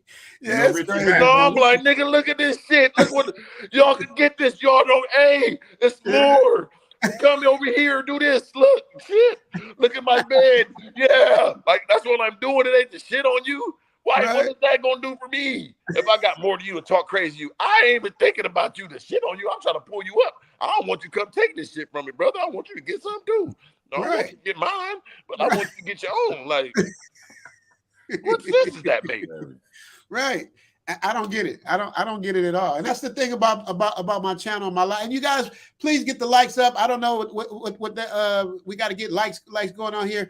You know, we moving over to the Richie Mack channel. We moving off of Zoom to Thailand over to the Richie Mack. So I'm slowly porting over to the other side, you guys. So check that out. Subscribe to the Richie Mack channel. We're gonna do the live streams on the Richie Mack channel. We're gonna do Zoom to Thailand on the Zoom to Thailand channel. So y'all keep that in mind. Busting up 2 channels. Okay, I see double monetization. Yes, sir. Yes, sir. Gotta get it. But you know why I'm doing it organic? Because my numbers was crazy like at first. But I heard when you do live streams on your channel and you do the other thing, it messes up your numbers. That's why every time I do a live stream, I delete them. They never stay on the channel. Because it'll treat you like a gamer. If you live stream, they're going to treat you like a gamer, not like a blogger, not like a person that, drops consistent content. They're going to treat you like a live streamer. It's a different algorithm. You know what I'm saying? That's so, I heard. If I do my live streams, you get it right then. You can go ahead and stream it and put it up. Y'all can steal it. I don't give a fuck, but I'm deleting it when I'm off. You know what I'm saying? Right. See, that's. I can't delete this one though. This is too epic, brother. Come on, it's the God, man. I can't delete this one. We got big balls. Put it on the other. That's what we'll do. Can we put it up on the other channel after this? Third channel. Okay. We'll do it that way. I'm not deleting this. Download it and make it like a vlog. I can't. Yeah, I can't even. And piece that more. You want just an hour? You might chop it up like Vlad doing 20 minutes. Right. That's probably what I'm going to do when I get some time, and I'll be editing my sit down and see the stuff he was talking about and put in them categories. Bust that bitch down 5-6 blogs, brother. Bag on bag. And make it happen. They're gonna be the haters in there. People fuck with me. It's gonna take its time. It's gonna do what it do. Yeah. And let it do what it do. I see a couple little comments, and it's all good. Y'all gotta understand, man. It's like I don't just look at one lane. You know what I mean? I love everybody for what they do and what they do. I love this man for what he does and how he's putting it down and how it doesn't bother him if y'all hate. he really doesn't care, and that's what makes it dope. You know, it's funny when I was looking at you on No Jumper with Sharp. Sharp is a good dude too. I mean, I like watching him, but it seemed like he was stifling you. Like when you was talking, like you every time you go to get a cut, he would kind of jump on. Don't get me wrong, Sharp is dope, but I was expecting to see a little more back and forth handoff. What Sharp is, that's my dog. I'm supposed to go back on there again too. He's new to podcasting. He come from the pimp, so he's aggressive and he speaks a lot and he speaks over people. He don't really he's more of a talker than a listener. So that's his thing. So he adjusting to the podcast shit. And on top of that, I'm used to that. And I know how to play both sides. So I let him get his rocks off. And I know, like, I don't want to tell him they his show, like, nigga, come on, let me finish. I'm letting him rock his rocks off, but he's new to it. So he's catching up how to do that shit. He cold. He gonna be great at it. But it's like, certain things you let nigga talk, you supposed to listen. Like how you let me just ramble. That's how you let a nigga do it when it's your show. You just sit back. They gonna feed you let a nigga, like how Adam did. I did all the talking. Yeah, let me go. I'm the nigga. I'm the main attraction. Let me go. I'm gonna fuck it up. Let me go crazy. I know how to do this shit, brother. Off the mic or on the mic. I got it. I know what niggas want to hear. Let me go. Right. It's fact. But he's good, man. Shout out to Sharp. I love to have him on the show one day. Yeah, that's my dog, man. I fuck with him. I'll be back on there soon too. Yeah, I can't wait to see that again. I'm gonna go to another level on him again. Man, come on, man. I love when you get at the bras, man. It's like, it's like, dog, like that Fresh and Fit joint, right? It's so, I mean, I was there for weeks, so it's mad actually episodes of me on there. It's so simple for me because, like I said, before the fame, for the money, the main thing I did was get bitches. So like now I got money and all that. I'm not gonna be aggressive with no woman when I had them with nothing. What am I talking about? Look at this shit, baby. Like, you think I'm gonna be yelling and trying to degrade you today? I could have shitted on that girl beyond recognition. Look at her face, her body, her clothing, I could have broke all that down. I just kept it cordial and got some understanding around this motherfucker. Like, baby, I am not none of the niggas you're messing with. I've been slinging dick my whole life and bitches paid me. I'm the nigga by far. So now I got millions of dollars. Bitches got to be everything I want, then some, and bring something to the table because I'm not taking care of a bitch. I'm the nigga with millions of dollars, look good, in shape. I got every fucking thing, and all you want to do is bring that pussy over here that costs motherfucking nothing? No, I'm cool. Bitch got to be bringing a bag and kiss my motherfucking feet. I'm the one. So I don't want no pretty bitch around me. What that doing for me, baby? No, I've been had them. What are we doing together? Jay-Z, Beyonce, Alicia Keys, Swizz Beatz. That's the type of shit I'm on. I'm not on no bitch ain't got. Some niggas like that, and that's cool. Me, bitch, what we doing? What you? Cause that mean I got 100 bitches. Then we gonna be like that. Ain't gonna be you're my bitch, right? And you just sit in the house and I got nannies and you what? No, that mean that's cool. There's gonna be 1,000 bitches coming out this motherfucker. Then come on, say that. Yeah, like if I got all the bag and all, and you just gonna sit around. Hey, new bitch every night in this motherfucker. You can chill too, but it's gonna be big pussy busting in his motherfucker. That's Bill Talk. I see the coach. I see the coach back there. Coach, straight I see you. I'm about to bring you up. How much more time I got with you, Organic? Man, I'm on cruise control right now, brother. I'm with you. Let's go. Okay, brother. Man, I appreciate you so much, man, for hanging out with us. From the sea. Let me see. Somebody, hey, see, they listen to you, Organic. You said kiss the feet, goddamn. Yeah, I need the feet kiss. I'm that nigga. Worship me as I should. It ain't. Listen, brother. We know 1 out of 4 black men got felonies. So many niggas locked up. So many niggas ain't got no real job. The average black man makes $40,000 a year. And that's the top one that's doing good. I'm a millionaire nigga, no felonies, 6'6". I got every attribute at 1%. What? You need to worship me like you seen Xerxes off 300 get off that throne. I should be treated accordingly. That's how I'm coming through. It ain't no compromising about nothing with no one. It ain't no more me's. So we're going to treat me accordingly. It just is what it is. It ain't my fault God gave me all the attributes and the money too. And the mouthpiece. And the And the mouthpiece. And the fight. And the gun. Hey, I'm a super nigga. It ain't no more of these. You better treat me accordingly. Because every motherfucking bitch want one of these motherfuckers right here, baby. So you need to come on with it. Show me why I should even allow you to breathe my air. And that's real talk. Real talk. You know what I'm saying? Bitch, you ain't got no wins over here. There's no category you winning over here, baby. I'm sorry. Let's take the shirt off. Let's compare bodies. What? You ain't winning nothing. So what are you? Mr. Organic is the Muhammad Ali of motherfucking social media. Yeah, baby. Hate it or love it is what it is. You can get mad and die, or get beat up, or what you gonna do? Take your bitch taken? Just come fuck with me. Let's have a good time. Right. You ain't trying to die. You ain't, your insurance ain't like that. You don't be putting little box, little earn. My shit 10 million. My niggas got equity funds. Niggas got big shit. I'm gonna be in a big ass goddamn one of the mausoleum motherfuckers. That's already paid for, champ. She's gonna be in the gargoyle mausoleum. Yeah, that shit. You gonna have gargoyles guarding them. Yeah, the gargoyle like this. With choppers, gold ones standing out front like the Muslim, like the Mexican cartel nigga shit be. That shit was nothing but like 100,000 already financed. So anything happened to me, my mom know what to do already, brother. Yeah. Are you ready for that? You niggas can't afford your death.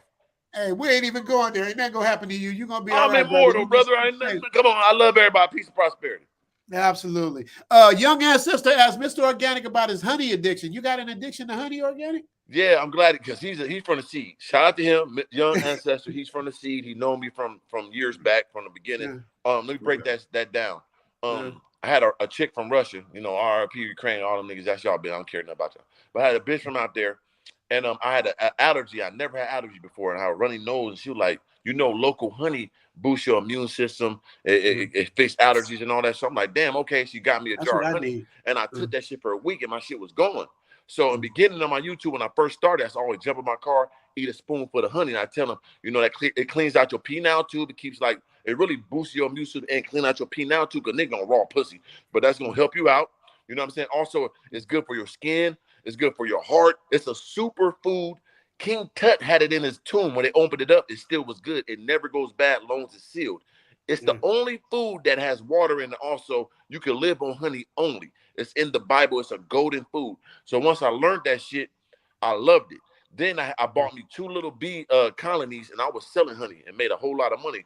Mr. Organic 3 Bees Raw Honey. I was making a good living with honey. But once I moved out here, I couldn't maintain the little colonies and all that, so I sold them. But yeah, I had a great addiction to honey. Honey is a superfood. I think everybody should get a scoop of honey a day. It's good for your heart. It's good for your skin. It clean out that penile too for all you raw doggers out there. We all doing it, and it keeps you good, man. I'm trying to tell you, man. Yeah, get some honey, man. There it is. All right. So is there a certain brand of honey, Organic? You want to do the best is the local honey. You know, it's like one called Manaku, M-A-K-U. It's like Manaka or something. It's real expensive. That's the best tier honey. But whatever local honey you're at, it gets your immune system higher because it's whatever the environment you're in. The bees' pollen protects you. So yeah, you want your local honey. That's the best for you. It's some expensive honey. The best tasting honey I had was from Hawaii. It was they pollinated strawberries. So that bitch was extra goddamn tenacious. You know what I'm saying?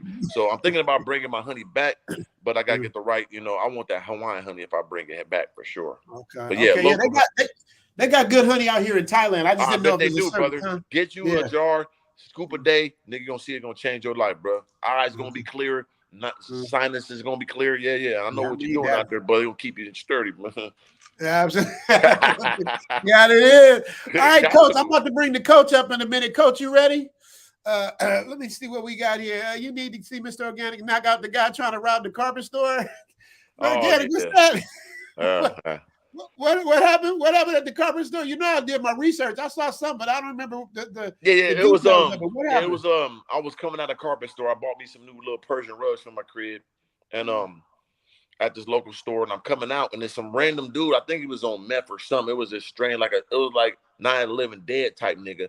As I'm coming out, he had grabbed the store owner, like randomly just attacked him, and grabbed him.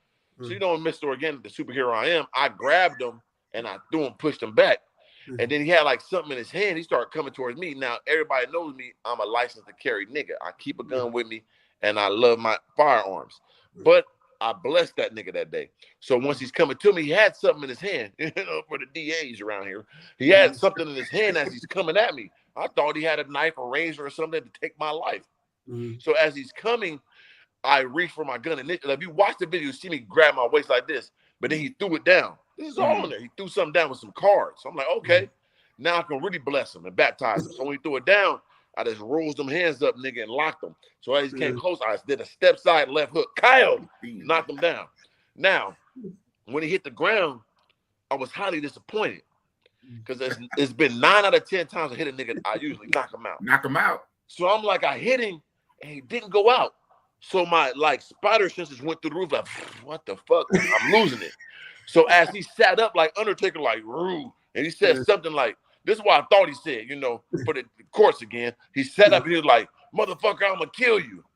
So I said, oh, he said he's gonna kill me, everybody. So as he said that, I planted my left foot I turned it like a trapezoid angle, like made a trapezoid with my foot, planted it, and then lifted it off. Kyle kicked him in his jaw, laid him out flat. Damn. Laid out, his feet sitting up like 2 burnt pieces of toast popping out of toast. Beep. Burnt toast. So he laid there for like 10 seconds, knocked out cold. Now me, usually when I knock a nigga out, I let him, I didn't step on. I could have just Bruce Lee stumped on his chest and broke his whole rib cage, went in his fucking intestines and chewed them bitches. But once he hit the ground, I looked at him and said, God bless you. You lucky I didn't shoot you. And I picked my carpets up. Then I went to my car. It's all on video, by the way. It's on my YouTube channel, Mr. Organic Knocks Out Robert. There's 2 of them. We get to the other one. I took the carpets, threw it in my truck. And as I'm coming back, this is what happened. It's broad daylight. It's a whole fucking city bus of people.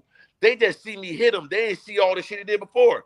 So they're like, oh my God, what do you do? So me thinking smart, I was like, hey, you trying to hurt me. Let me help him up. So he about to start coming woozy, start coming to life. I helped him up, brother. Grabbed him. Even in the video, you can see me grab under his armpit. I didn't know he was a stinky little nigga. Fingers were stink, but I helped him. Stinky motherfucker now. But I helped him up, set him up good. You know what I mean? I kicked his feet, got his legs straight. He get up. He was still a little Mario brother wobbly, like, but he was alive. So he walked off and he was cool. But yeah, I saved that man's life, and I saved the other guy's life too, because I could have shot him because he had something in his hand, guys. I thought he was gonna hurt me. I thought he was gonna kill me. I feared for my life. But I gave him a pass, knocked him out. He lucky. God bless him. And I helped him. There you go. There you go. Superhero, man. That was the as one. As long as it is positive. That's all I care about. Yeah, man. I don't want to hurt nobody, but nigga try to hurt me, I'm going to. Absolutely. I understand. Speaking of positive, I'm throwing a porcupine nigga bed. He play with me. Man, I'm going to tell you something, man. First of all, I don't know if anybody hit this yet, but I appreciate a good Mad Hatter when I see one. Man, your hat collection, I love it. Because I've been a hat wearer and a fashion style wearer in regards to hats. Even though guys don't see me on our shows with hats on, but I got my whole wall is all full of hats. Yeah. And so one of the first things that caught my eye when I first saw you, man, was this brother's hat game. And then I started following you on Instagram when you were going shopping in Miami. You were going shopping in the store that opened up in California. Yep. I'm like, okay, this brother. So I started hitting up the spots that you were going to. And it introduced me to other Black stores. So I want to let you know, man, I appreciate the fact that you really promote Black when it comes to Black businesses, especially there are very few really good Black hat wearers that we can get some nice styles and really look fashionable, and is made by Black, shipped by Black employees. And I'm talking about the brothers out there really doing it. So any of you guys out there, Mr. Organic can validate, man. If you go to his Instagram, the brothers hat game is. Thank you. I appreciate it. Yeah, the crazy thing about that is, like I said, I got good friends, man. Like I said, I've been studying these old quotes and, old like affirmations, and they always speak highly of having good friends and a good circle around you. And this is back in, like I said, Aristotle and Socrates. They've been speaking of this shit. So always had good friends around me. Like the guy that got the red bottom brims, that's one of my good friends. We was in a basement living together at my guy, Rashad McGants. We was in his basement living together, and he was like, man, I got to find a way to do something. Me, I went this way, he that way. He started his own hats. I was the first person, one of the first 3 people to have those red bottom brims. And that's my dog. Now they're the biggest hats in the world. He got one of the damn stores in Rodeo Drive, opening another one in Vegas on April 2nd. Got to go out there this week. Think that's dope. But that's my dog. But it's crazy. That's one of my closest friends. I was one of the first ones to ever have that hat. Little do people know. It's one of the biggest hats in the world. Yeah, it really is, man. It's dope, man. And I always try to support, our own. If I ain't wearing my own stuff, I try to wear another black entrepreneur because I know how hard it is, and we always want to wear the Gucci and stun on people with that expensive ass shit. They don't give a fuck about us spending all that money. We can do it for ourselves or do it for our people, and that's what I try to stand on as much as I can. I noticed that. Another thing I noticed about you too, and I was writing down some notes, man, because I've been following you for a minute. I'm a Libra, so I know what I'm about to say. See, you're a man of balance. I caught that about you a long time ago. Life has to have its balance for you to be at peace. Am I correct? Most definitely. I noticed this. You're easily able to dance between your past and also talk about your present and also focus on your future. A couple of things I wrote down. You dance between the street hustle and yet the entrepreneurship. You also dance between what's healthy and yet what's fun. You also dance between another balance. I noticed that the dance between your brand, focusing on the brand, but yet your audience is just as important to you as your brand. And so I was like, is this brother Libra? Because I'm like, this dude walks in balance so well, and I don't think a lot of people realize that about you. You walk in the harder, more bombastic side, but yet there's an undertone of spiritualism, just like it was with Ali. A lot of people talk about him being grand eloquent with his words, but at the same time he was a very spiritual man behind the scenes. And so I noticed that about you. Have you always been like that, a person that kind of like walked in balance? Yeah, that's crazy that you point that out, because I am a Libra, and I always felt like since a kid I was a different guy. Like, oh yeah, look at that motherfucker. Yeah, motherfucker, can you tell me all about the people got an egg roll? Can I get some motherfucking But that's my Thai noodle right there. Yeah, you see the but she got some thick thighs. As a kid, I was always so different. I just seen things different. My grandma told my mom I was special. She had 5 kids, but I was always that bad one. I was always the one that was I had like electricity running through me. And my grandma said, that boy gonna be special. Let him do whatever he want to do. She told my mom that. Don't try to tame him. Let him be who he gonna be. He's gonna be special. And I'm the one to take care of everybody. So I always felt anointed. But it took me so long to get here, but I never wavered. I never got discouraged.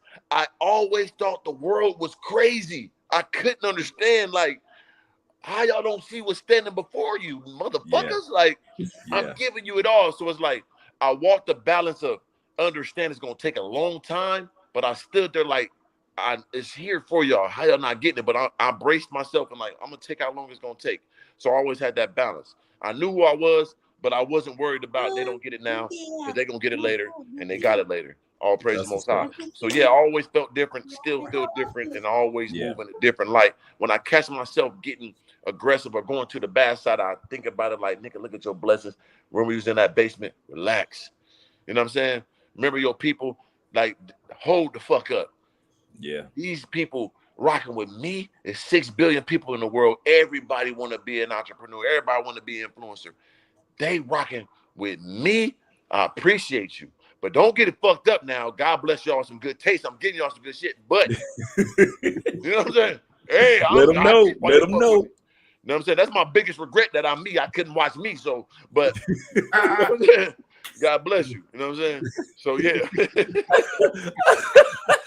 Hey, if I wasn't me, you know I gotta saw use me, that one. that nigga don't get right it. there. That's stolen property right there. You might as well admit, okay, this brother named Andre that stole my line. But that's real though. You know what I'm saying? Because I'm everything that I truly want to be. So if I wasn't me, I'd be seeing, y'all don't see this nigga. Look how he moving and talking. Look what y'all not getting it. I live within myself. It's like, nigga, if I wasn't me, nigga, I'd be like, that's that nigga. So all praise the Most High, man. I don't know why he blessed me. That's why I got this shit made, man. You know, believe in yourself like you believe in God. You know what I'm saying? Because like that's all I ever did. I just put myself in that. I prayed. Like I say, they said, I saw another quote too, like, I prayed for 20 years on my knees, but until I got up on my feet and walked towards my prayers and I met my blessings. They came to life once I caught my ass up, and I'm just going to go in the desert. I got to die, bro. I'm gonna eat this dirt, the sand. I'm gonna kill me a llama, sleep in them like Bear Grylls, whatever. I'm just gonna go, bro, till I get to the other side. And I got to the other side, it was pure paradise. It's Babylon like a motherfucker, but nigga, I'm up in there.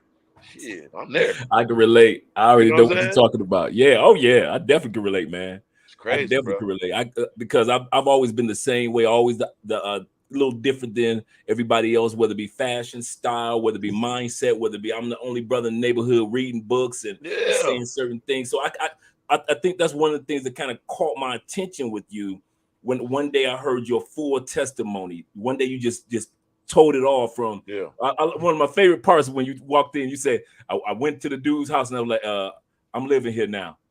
That niggas had to get out of there. I'm gonna need that. That was my last. That house. You just went to your boy house. Yeah, I'm gonna need this crib. Yeah, y'all got to go, bro. Y'all got it. I was like, okay, I got you. On some cold shit too, because that's when I got cut from the CBA team in Sioux Falls. Oh yeah, that's right. Yeah, and I had.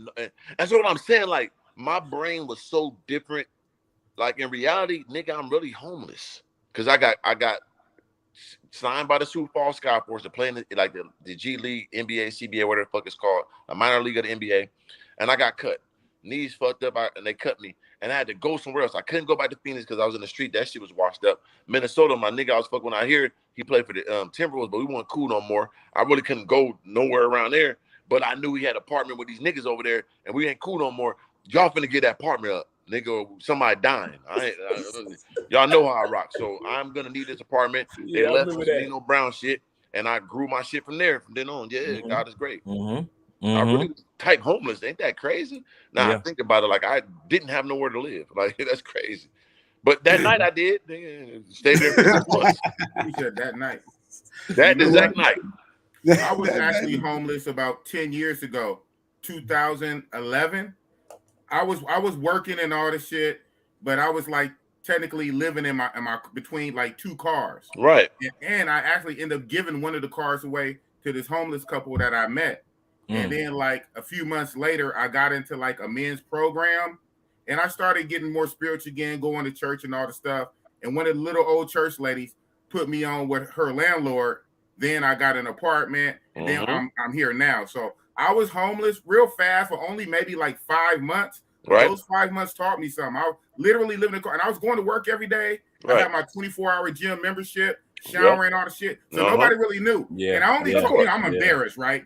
For real. So only the few people I told, they didn't believe me. Said, man, you ain't homeless. You going to work every day. You clean. I said, bro, I got evicted out of my apartment. I have nowhere to go. I was sleeping at some bitch's house every now and again, right? But I didn't have I was surviving on the cot. I didn't have my own shit. I was in two cars. I gave one car away. Very shortly thereafter, I was in the men's program, started getting back to church. The church lady put me over their landlord, and everything happened from there. So that's some real shit. So motherfuckers do come up. They come up, from the mud if you believe in yourself. That's the key, bro. Like that belief in yourself, that ability not to give up, and like that sense of almost insanity. That was my younger brother told me, said, you just move at an insane pace. You don't see the normal reality everybody else see. And I always was that. Like, for instance, like even me playing basketball, I always was the best basketball player, but I was a street guy. I'm selling weed. I'm beating up people in school, so they never want me on the basketball team. I didn't make a basketball team to 10th grade in high school. So I'm talking about 7th, 8th, none of that shit. To 10th grade, you ain't supposed to be on the team, but I made it. And then the next year, 11th grade, I'm MVP of the team. You know what I'm saying? Then my senior year, I go to another school, they don't let me play. So then I'm like, what the fuck? But I never lost hope. I didn't get my scholarship to 2 weeks before school started. And I went to a camp with my friend, and I made it to the #1 junior college in the nation, Georgia Perimeter College. I already had bad grades. So this is #1 in the nation. They lost one game in the national championship. This is the best college I could ever possibly go to, and I got to it. And I never got discouraged, and it happened for me. I don't fucking know, but I just don't be giving up. And I just keep going. And I don't think of reality. I just go on my own way, and it always pans out. I guess that not stopping is just so strong. No matter what's the obstacles, if you just don't stop, how can you lose? It's just like when I tapped into crypto, they say you never lose unless you sell, unless you give up. Right. I'm not giving up. My shit down, it's gonna stay down, bitch. I'm gonna spend money. I'm not giving y'all my money. So it's the same shit in life. I just diamond handed my life, and it always panned out for me. Even now, like I said, I'm 40. I didn't get here. I didn't start moving around till I'm 35, and I never gave up. Now I'm living glorious more than any nigga. I don't give a fuck, nigga. I'm living like a billionaire, basically. Nigga, NBA niggas ain't living. I'm in Malibu, nigga. 5 supercars. They ain't living like this because I never gave up. Hey, Organic, I got to ask you a question about that, man, because coming from Carbondale to Malibu, how did you even know about Malibu? Like, Malibu is not black people. I wanted the Janet Jackson. Listen, brother, listen, as my fellow Libra brother tell you, we very intellectual, we very statistical and analytical. I live in LA. These people will rob the fuck out you, would come in your house and stalk you and get you. It's only one safe zone in entire LA. And guess what it is? Malibu. And Burbank. That's far. But yeah, I made it even harder. I'm in Malibu, it's already a safe zone. Then I'm all the way up a fucking mountain. It'll make it difficult for you. You know what I'm saying? So I knew Malibu was the best place for me to be. I got way too much money. I'm way too flashy. I'm not dumb. I'm not going out like that. So I knew this is the best place for me to live how I want to live and still be safe and comfortable. You know what I'm saying? So that's why I loved it. And I know when no niggas out here, I like to be around the white people, brother. I see niggas, I get nervous. I ain't gonna lie. I see too many niggas, I be like, come on, man. I got to go. It's just you sound like me with the tourists. Yeah. Like I can't. I mean, I'm just sorry. Like I love my people, but I can't walk around this like my people yet. They ain't ready. You know, they can't understand. They want to try to take it. I want to kill them. So it's like out here, I'm comfortable. You know what I'm saying? So I knew Malibu was so different. And just to give and the only people live here was the top black motherfucker, Diddy, Kanye, billionaire niggas. I want to be around that shit. So that's why I came out here, man, and it was perfect for me. Yeah. Okay. Now, you talked about your Steel Curtain. If you could drop the link for that, King of Downtown. Organic was talking about that earlier. We need to drop the link for that. I need to see that. I did my research. I didn't know about King of Downtown. Yeah, you got the one I like best is when I took home 2 girls in my Corvette, 2 little white girls that met me in the That's club. what he said. They didn't even know. They didn't even know I was Mr. Organic. They just caught me on my full understanding read. I was just on my aura shit. They didn't even know like that Mr. Organic. We want to fuck them. No, it was just I'm just that nigga. You know what I'm saying? So when I got outside, they saw the car. They're like, "Whoa!" I'm like, "Only one of y'all can fit here." Like, "No, we both can." I'm like, "Okay." I put one in the trunk. They're like, "Cool." I'm like, "Hey man, record this for me, brother. We finna make history today." And he recorded. I threw him in the trunk. And then I'm such a player. I recorded the whole process because I'm smart too, brother. I'm not niggas ain't getting me. So I recorded him coming home. I recorded him in my house. Recorded in the morning. I recorded me dropping them off. So you see the whole process, all 100% real. It all went down. It ain't no prank. This is real from the seed. And I document it because that's a life I lived before YouTube. I've been this guy. Like if anything else, if I didn't have no money, all that, I was cool, funny, could talk, and women still love me. I always feasted upon the lands, brother. Yeah. That was something I was already blessed with. So I documented it. You know what I mean? Before I was on YouTube, I was getting all the clubs free. They parked my car up front. I always was treating that. I never spent a dime. I never drunk in my life. So like I'm popping bottles. No, I didn't do nothing. I was a cool nigga coming up with something. You know what I mean? Networking. So yeah, I was that before YouTube. So thank God it really worked for me because I was just, faking it to make it. Perception was I lived on, and then it really happened for real. God speaking of networking, Organic, like is the best way for people to get in touch with you through your Instagram? Because that's how I got in touch with you. Yeah, Instagram. Email, whatever, bro. I see everything. I don't give a fuck. Snapchat, you can fax me. I'm gonna see everything, but I don't try to miss no dollar, bro. I'm sorry. Like I come from Carbondale, Southeast San Diego, brother. I was in the basement 5 years ago. I'm not missing nothing. It might be $1 in that motherfucker. I need to see it, brother. You know what I'm saying? What you got going? Be my dollar. You know what I'm saying? He literally hit me back. I swear he hit me back probably not even an hour, like maybe probably like 30 minutes or something. I was like, man, I was excited. I was really excited, man. Shout out to my boy Dave Alter, man. That's my dude at home, man. He looks out for my Airbnb. He helps me out. Just a loyal friend, man. We play golf together. That's my guy. Shout out to him, David. Yes, sir. Love. I've already been there twice. Krabi's my favorite island. Yep. Yes, sir. Let me see. Was something else I was going? This was. Okay. There we go. See, let me tell you something, man. My mods, Gail at night and Steel Curtain, they be on top of it. You see Steel Curtain already. You got it. Nobody. You got the video. And I did that numerous times. I probably did like 4 times. That's on tape. Like before YouTube, I was always do it, but this is on tape, and I'm recording. And it's real. This ain't no prank shit. Like niggas do prank shit and they ain't even looking this crispy. This is real in the flesh, and I want to document in my glory, and I did. That's right. They got to know it's real, man. This shit ain't no game. I'm living, brother, For real. He told me that before we got on the line, y'all. He was like, dude, I'm like, man, we just talking, just getting up. Like, man, we're in record right now. He's like, I don't care. This is what it is. Like, camera on, camera on. And I totally believe this dude is authentic, yo. Y'all say what y'all want. This dude is authentic. I mean, like, people be so caught up in, they just always got to remember, man, like, you looking at it, I'm a grown-ass man that came from nothing. I monetized my lifestyle. I seen shit. I'm 40 years old, bro, so I seen every era.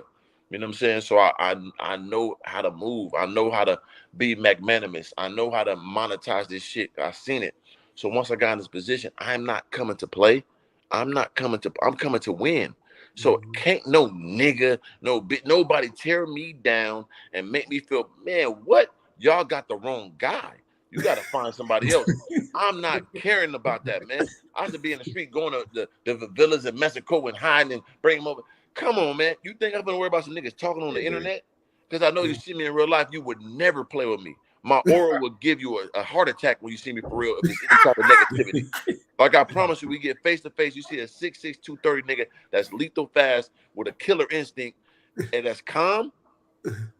You're going to relax a little bit by playing but with me. You know what I'm saying? And it's documented.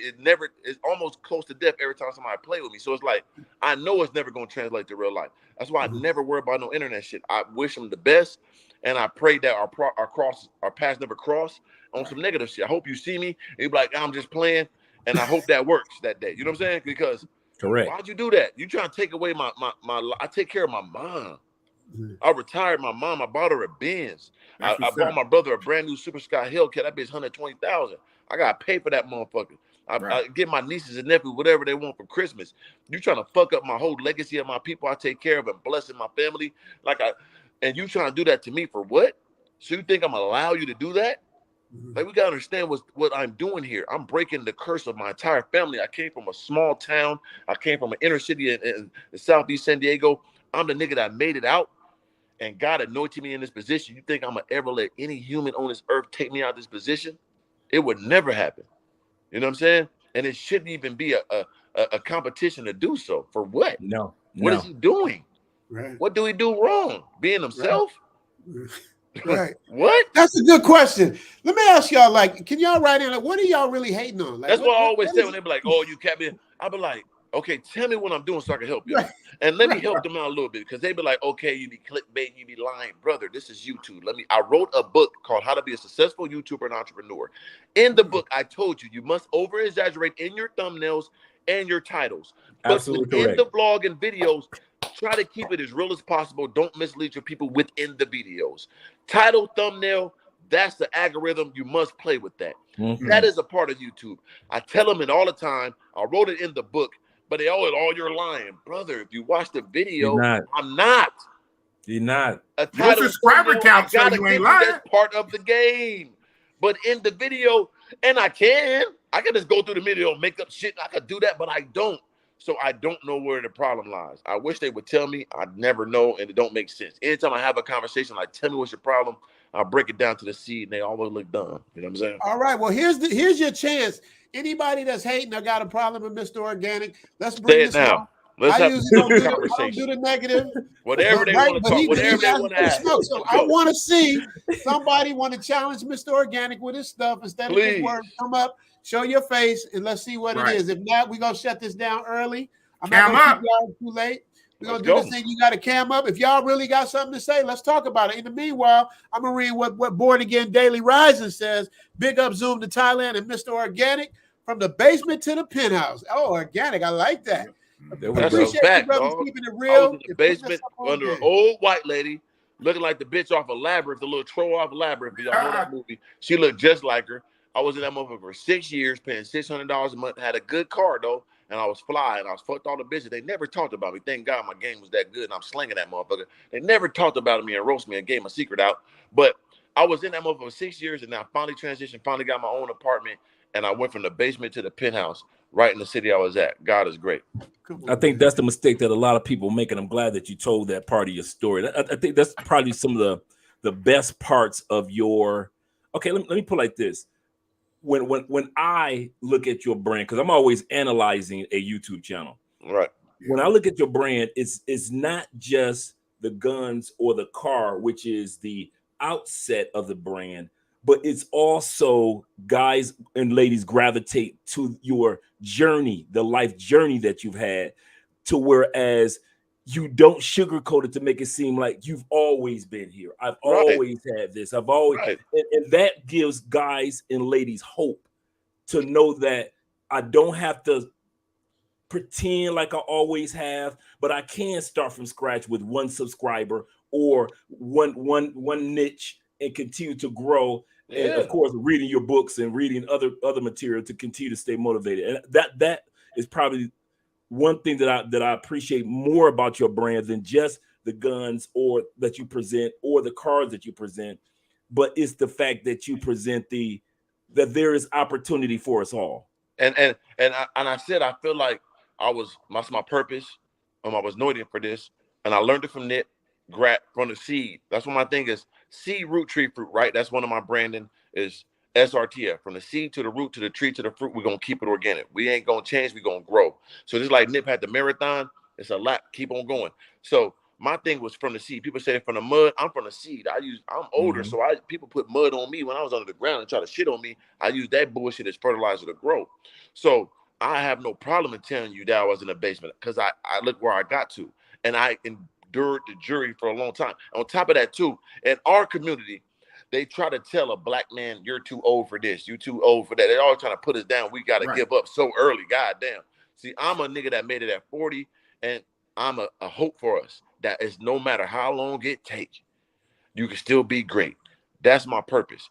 And I don't rush. These kids want it so fast, and I get it. I wanted it fast, too. But it took me to 40. If it take you to 40 to live like this, nigga, come on. I would endure that journey too for motherfucking 40 years to live like this. You damn right. So stop trying to give up so early. So I have no problem telling my story. Had no problem telling people the truth. And I still have no problem now. But at the same time, I'm working with a different bag. So I got to move accordingly because I'm in a different zone. I got too many people looking at me. So I can't tell you everything all the time on no damn social media. But if you meet me and talk to me, I'll break it down easily for you. And in the day, we know I got it. You can't play with this. There's too much money going on, brother. It's impossible to play around this level. It's impossible. You understand me? So, like, yeah, it's a blessing to be here, bro. I know my purpose to motivate, inspire my people from the seed all the way up to the fruit. We ain't skipping none of the process. There you go. Absolutely. There you go. So, man, we're going to shut down it, man.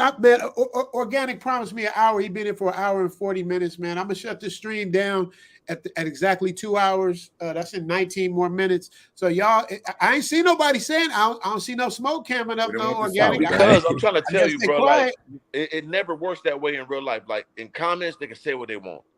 When I'm on live stream, I would go right to you and say, okay, what is your problem, bro? Tell me what the issue is. Let me know. That's how you do it. Oh, you lied about your house. Brother, I didn't. I told you go to the first video. I said, if I get this home, I'm going to rent it for $15,000. I was looking at other homes. Then I decided to go with this one. They gave me a deal I couldn't refuse. It was a lease to own. I put a bigger deposit down. I still paid it $15,000. If I decide to keep it at the lease, they use that big deposit and they go transfer, and I qualify to own it. It's called lease to own. I ain't got to sit there and explain all that shit to nobody. But everybody want to, like, y'all not winning by explaining I paid $15,000 a month. Who the fuck pays that much? Does that make me poor? Am I lying to you? No, it's documented, but I ain't got to sit here and tell you every step. Why you want to know all that shit? Okay, I did. Now, oh my God, he's lying. Like, it's just crazy, bro. So, but it's okay. I get it. They want something, but that's not enough to do nothing to me, man. That's not going to win. Even if, like, okay, you told the bitch on the thing, she showed the deed. I never said I owned a home. I said I have a home, a estate in Malibu. That's what I said. I never said I own it. Never said that. I could have, because at least to own, you kind of do own it still. If anybody know business. But I was like, I got to stay in Malibu. You want to see the deed? Man, you can't even show me a car. I'm going to show a broke person my deed, and I'm paying for a mansion. What I look like? Kings don't speak to peasants and show them no God. Who are you? I'll hit you in the mouth with a tomato. So that was my stance on it. But feeble mind, I'm too good with words to ever trip up like that. Feeble mind people want to, oh, you like, no, go look at it again. Show me where I said I own it. I got it. But that don't matter though. The it bottom don't line matter. is in there. Yeah, I'm it's rich. Like, yeah, I paid $15,000 plus expensive in the home. I have 5 supercars out front. Who's doing that? Where are you moving? I'm rich. Let me tell you something, man. You don't. That's like when people try to get on people for having passports. I ain't got to explain to y'all shit, and none of y'all should be explaining. Got to explain. That's like feeling bad for buying a nice car and you live in the hood. It's a shame. I'm supposed to feel That's bad. what I want to do. Right. I earned this car. Like, why I gotta feel bad because I got a nice car and you don't? Yeah, it's just weird that the things that you have to engage, it's things that you have to engage to as a black man to solidify your spot. Like these white dudes that never had to go through this shit. They never get, you know what I'm saying? No. Oh, you're leasing, you own it. Any fucking body with money and credit, you know leasing is better. Right. Common sense, but our community is so fucked up that we're taught to buy a car, cash out. Know how much money? If I bought a $500,000 car cash, do you know how many businesses I could be opening up with that excess money I'm wasting on a car when I could just drive for a little while and trade it for a new one or what the fuck I want to do? And people don't even understand when you lease a car, you still can sell it, get the profit. It's the same thing as financing to me. I leased a few of them. I don't know no difference between leasing and financing. When I sell them, I get all this money. What the fuck is y'all talking about? But they would never understand that we're programmed so fucked up in our community. And it's a damn shame that these white people know this shit and they take full advantage of it, getting all these credits, getting all these businesses, getting all these business loans, getting all this shit we never know because we so damn ignorant and want to do shit the wrong way to sound cool, the dumb way. It's crazy, bro. Yeah, what Mark J said, seed, root, tree, fruit. SRTF, man. It's tatted in the fucking fingers, man. From the seed, man. SRTF, man. That's how we're going to keep it. From the seed to the root to the tree to the fruit, we're going to keep it organic. For real. There we go. Yo, Richie, man. Organic. How's that feel? I just bought your book, man. Man, come on, man. I just bought your book. Organic Love, man. And it's full understanding how to get credit, how to monetize your life insurance. People don't know life insurance is actually a way to put money to the side and monetize that. You know what I'm saying? Like real game. I'm giving this shit and they mad at me. I'm giving y'all some legendary shit. So it's like, I don't know, bro. It's shocking to me, but it's not shocking. And the greats always go through it. You know what I'm saying? Like you say, Muhammad Ali, anybody who was great, Floyd Mayweather, all these niggas, you're going to go through it, bro. I just brace myself for the journey. The people that rock with me, thank God they are smart enough and he blessed them with the understanding to take a good, you know what I'm saying, take a good look at a good person that came from nothing and is trying to be him. That's it, man. Right. That's it. My boy Dave Alter says Mr. Organic is a pro salesman. True. My boy Dave Alter, Jewish cat, like strong in his faith, his belief, and his friendship. But one thing about Jewish people we always talk about, because I grew up in a Jewish family. Yeah. When I got taken out, I was like the original, like remember Different Strokes, like Mr. Drummond and Different Strokes, yeah, little Sammy Davis Jr. I was that dude, right? Yeah. So you know the one thing I know about Jewish people, man, is that everything, it's not like it's rocket science what they do. It's just common sense. If I make $10, I don't spend 12. If I make $10, I fucking put 5 away, I spend 2, and then I act like I only got 1. Like it's and then that 5 I spend is gonna be with my community, and we're gonna recycle it back. Absolutely. Yeah. How we gonna? But people, how you gonna be mad about that? He said they are because they fucking dumb. Right. And he says he's not surprised you blew up. He goes, it's a rare gift what you have, and he's right. You know Thank you very much. And he is right because. Of course, I was a salesman in the streets. In high school, I had a trap house. You know what I'm saying? It was either sports or the streets. And I ain't proud of it, but I was addicted to money and knowledge. So I'm going to give me some money. Like I said, one thing I'm going to say about me, he always got around some type of money. I had to be rich, but I'm going to always look good. I'm going to have a good car. I'm going to have an outfit. I'm going to look like something, no matter what. I'm going to get you some money. But when it comes to the salesman, he's right because anytime I had to get like a regular job, I'm going to get telemarketer, #1 on the thing. I worked for MCI at one time when I was in college. I was #1 in the country selling long distance. You're gonna get some of this long distance, huh? I'm your long distance company. We're gonna upgrade you. You have 5 cents. I'm gonna drop you down to 2. We don't use our long distance. It's cool. You pay for 5 cents, right? Yeah. You don't even know what you're paying. It's cool. I'm gonna drop it down to 2 for you. I'm gonna send this over there. Right. I was cold at that shit. I did that. I'm a natural born salesman, but I'm based in organicness. And if you don't want it, you ain't gotta take it. I ain't gonna force nothing on nobody.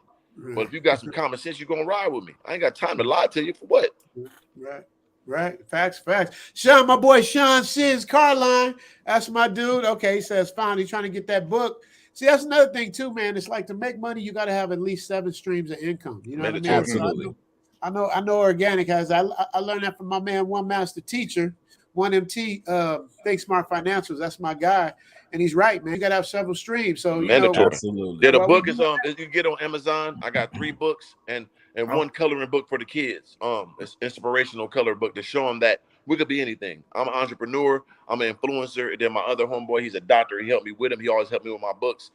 He's a doctor. He's a black man on 3 urgent cares. So I made a coloring book for kids called an inspirational color book. My 3 books called The Organic Seeds of Greatness. The first one, How to Be a Successful YouTuber and Entrepreneur. That's the first thing I learned and gave me my financial freedom.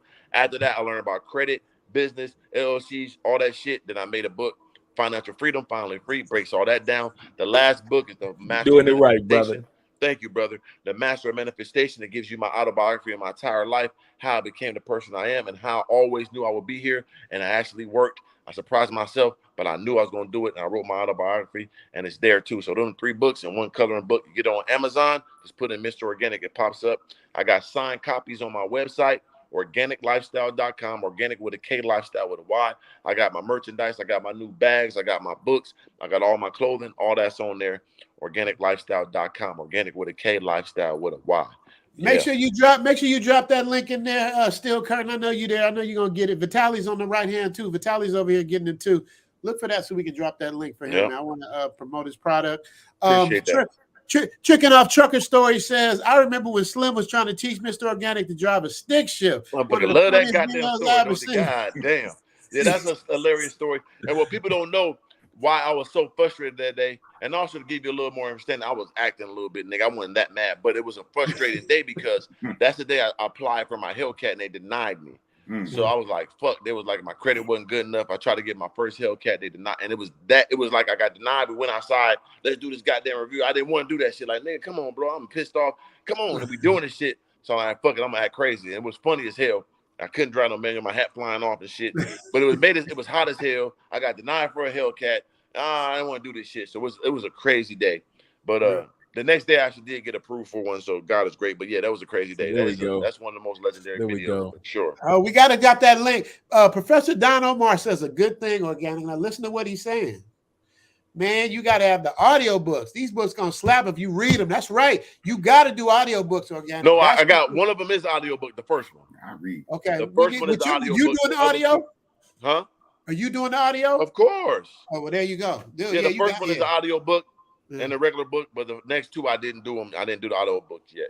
I got to do them. Come on, man. We got to hear that game. We got to soak it in. You got to get the understanding, huh? Yeah, I got to do that, man. Yeah. And also, the next thing I want to do, too, since I'm listening to all these quotables and affirmation, I want to do my own, like with the beats, like some hip-hop beats, and give my own quotes. And I'm listening to this shit. I'm like, where the real niggas at doing this? I give them some real game over these beats they can drive to. So I'm going to come up with like my own audible, quotable, you know what I'm saying, manifestation and anointed goddamn understandings. If you need some help, Mr. DJ. I got you. I got you, brother. Some help. Real talk. We recording this. Ain't no bullshit, fluffy shit. Because that's what I do. You know, I started as a DJ, so that's what I do. Oh, that's hard. Yeah, I want to do that. I'm like, damn, I'm listening to this every day. I give you that one, Richie. Yeah, you finally listen to the mix. You finally listen to it. Man, I listen to that. I didn't listen to that Richie Mac mix, man. Every time I go to the gym. Every time I send it through, brother. Organic. I'm gonna tell you how cold it is. Have you ever heard Tupac mixed with Marvin Gaye? No, that's hard though. That's a hard mix right there, Blair. That's all I'm saying. So because I get down, I do like mashups and all of that stuff. So hard, I do it as like therapy, like because I don't get to DJ live no more. So I do like therapy. In between editing, I'll do some mixing stuff. That's the gift I send to my guests. So when I get done, I'm gonna send it to you and you check it out. But also, let's talk about Mr. Organic's music real quick because I forgot to touch on that. Yeah, for sure. Mr. Organic, he tells you shit like, nigga, I didn't get this shit by playing ball. Like he's spitting real game in his songs. Yeah. And what he does on his channel, his channel is like a movie. Like he'll talk some shit, and then the song will come on, his own song, and then he'll go into his life to his next thing. He'll come back. Next thing you know, he's in Houston. Like this dude is like, man, y'all better pay attention, enjoy this man. Give him his flowers, man. I appreciate that. Doing it. He's doing it. He's a good brother, man. He got a lot of sense to him. You know, they hated Muhammad Ali. The reason I keep bringing that analogy up is because they hated Muhammad Ali was the most hated man in America when he was. It's just like same thing with like LeBron. He's a Floyd Mayweather. The most hated. Yeah. You know what I mean? LeBron don't even talk shit. Like and they hate him. He's voted the number 1 hated person in the NBA, which is crazy as fuck. Like, what's wrong with these people? But that's why I said I realized that come with it. So going back to my music, I did music 5 years before I did YouTube. I did my clothing too, so that I knew that transition was gonna work. See, me, like I said, I don't like being no dancing monkey for no motherfucking stand-up performer. I really don't like performing that much, even though I'm a cold performer. I just feel like I'm trying to make you niggas like I'm y'all pet or something. I don't be liking that. So it's like I really don't like doing it. So I really do my music as I call it voice blog because I don't even write it down. It's all freestyle. I just put the beat on and I go off my real life. I voice blog. So I just go boom. And if you hear my songs, they all real. It ain't no made up shit in it. You're like, damn, I remember he said that. Boom, he's going through. So you listen to you watch my videos, you're gonna hear my music, and it's real shit. I just get a new car, make a song about it. I do this, boom, it's gonna be current. So my music is actually real time. On top of that, it's my own thing. Like I had like offers, do music, shit like that, but I'm already rich. Y'all can't pay me enough to own none of this shit. So what I'm doing is making all my shit NFTs. I'm gonna NFT it out and learn how to do it that way. So I got over 100 songs. I got locked and they ain't even on streaming platforms yet. Once I figure this shit out, how to NFT this up and drop albums like that, I'm gonna fuck the world up. Trust me. Yeah. Well, we got a troll here. So Vanderbilt, man, you know you talking greasy, so step on up. Right. You feel? Yeah. So, What can he you say? drop the link? What does think he say? Let's see what Vanderbilt said about the God. He I ain't even gonna put up. I don't like putting up. You know what I mean? If he can't come up and say it himself, it's like, you know, he say what he say, but you know, step up and speak on it, brother. I mean, we all good here as long as it don't get past disrespect. Right. You know what I mean? It's like I know organic don't care, but I care because I like to keep things, you know. You like keeping it positive, man. Like I said, 2 weeks ago, I had an epiphany, and I started adjusting. I adjusted my energy towards, you know, my positive supporters, and because I engage in the trolls and roast them and put them in their place, and I used to do that for years on my live streams. So like even like before, I used to do live streams every night because that's the way I really was getting paid. Little do people know that was getting me paid for my first 2 years on YouTube. So I go live stream every night, make about $500-$600, sometimes a couple thousand. I was blessed, and I do that every day. I do the math. So I said I had people call in, and it was called the Intelligent Ignorance Show. You could call and say you a white man. You could call and call me nigger, crack, whatever. We could say whatever to each other because you know everybody talk like that behind closed doors. So I had an open talk policy. I don't give a fuck you Mexican, Muslim, Asian. You can say whatever to me, but I can say whatever to you, motherfucker. And no one, like I never lost a confrontation or a conversation before. So I'm gonna beat you by far. And how I'm gonna go, you will never go this low. So it still be people trying to pull up my old videos when I'm calling Mexicans, this and that. They roasting they stuff because I'll be on there for 5 hours and we're going back and forth. They're calling me niggers. I'm calling them wetbacks. You go and tell me some tomatoes. Oh, but nigga, y'all got to come with something new. Y'all been saying that for 1,000 years. So that don't hurt me. I call stuff niggers. That don't hurt me. So it's like we ain't going there though. We ain't gonna go there. We ain't gonna go to that level. We gonna keep it where y'all can get out. But it's like, you know, okay, cool. I got a brand to protect here. Okay, you know I go to the deep because I don't care. Like, but it's just pure. You know what I'm saying? But I keep it. But you know, on top of that, it don't come from an evil place because they used to pay the call. They just want to get their rocks off. We could do that, and it never translates to reality. It's just people like to talk like that. And they want to be free to do it. I was the person to do it with. But that was in the past. I don't do that shit no more. But that's what I'm saying. I was immune. I'm immune to talking shit. I'm immune to trolls. I went to the deepest, darkest and won. Right. Well, he better hurry up because we about to shut this down soon. Now, look, y'all can't say shit. Organic stayed here. He waited for the smoke. He was only supposed to be here for an hour. He's almost 2 hours. It'll never happen, no smoke from nobody. It's been nothing but love, and it's all good. Not that I'm looking for smoke, but I'm saying y'all. But it can't. Like, what it ain't going. You can say like it's nothing in real life. It's nothing. Like, right. Nothing. Okay. Well, be too late. Cam up. KB Uncut said, Mr. Organic, how do we get more info about your music? NFT. Check out Snoop Dogg on Gala Games. Music going to be crazy. Big NFT music. Yeah. Shout out to Snoop Dogg. I know he's trying to do the NFT stuff with the Death Row shit. I saw that. That's dope. I salute him for that. Me, I'm working on my Gargoyle Gang NFTs, right? So like almost like a Bored Ape, but they're gonna be gargoyles. It's Gargoyle Gang. Once again, gang, negative to a positive. Gang stand for going after new goals. We're gonna group up and attack our goals together. We ain't gonna never stop. So Gargoyle Gang is my people. Gang is an acronym for going after. Write it down. Going after new goals. That's what we do. And that's going to be my NFTs. Not only are you getting music, you get exclusive drops. You're going to get a trip to Malibu, let you hold my motherfucking Lambo, one of them. You know what I'm saying? Whatever. I'll take you to a jewelry store, buy you a chain and some shit.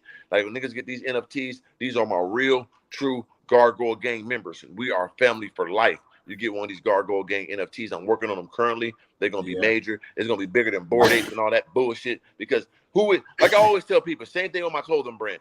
Who is the person behind it? Do you know these weirdos? No. Mr. Organic is right here, baby. This the God. What's up, baby? I'm here. You see me. You know my clothes.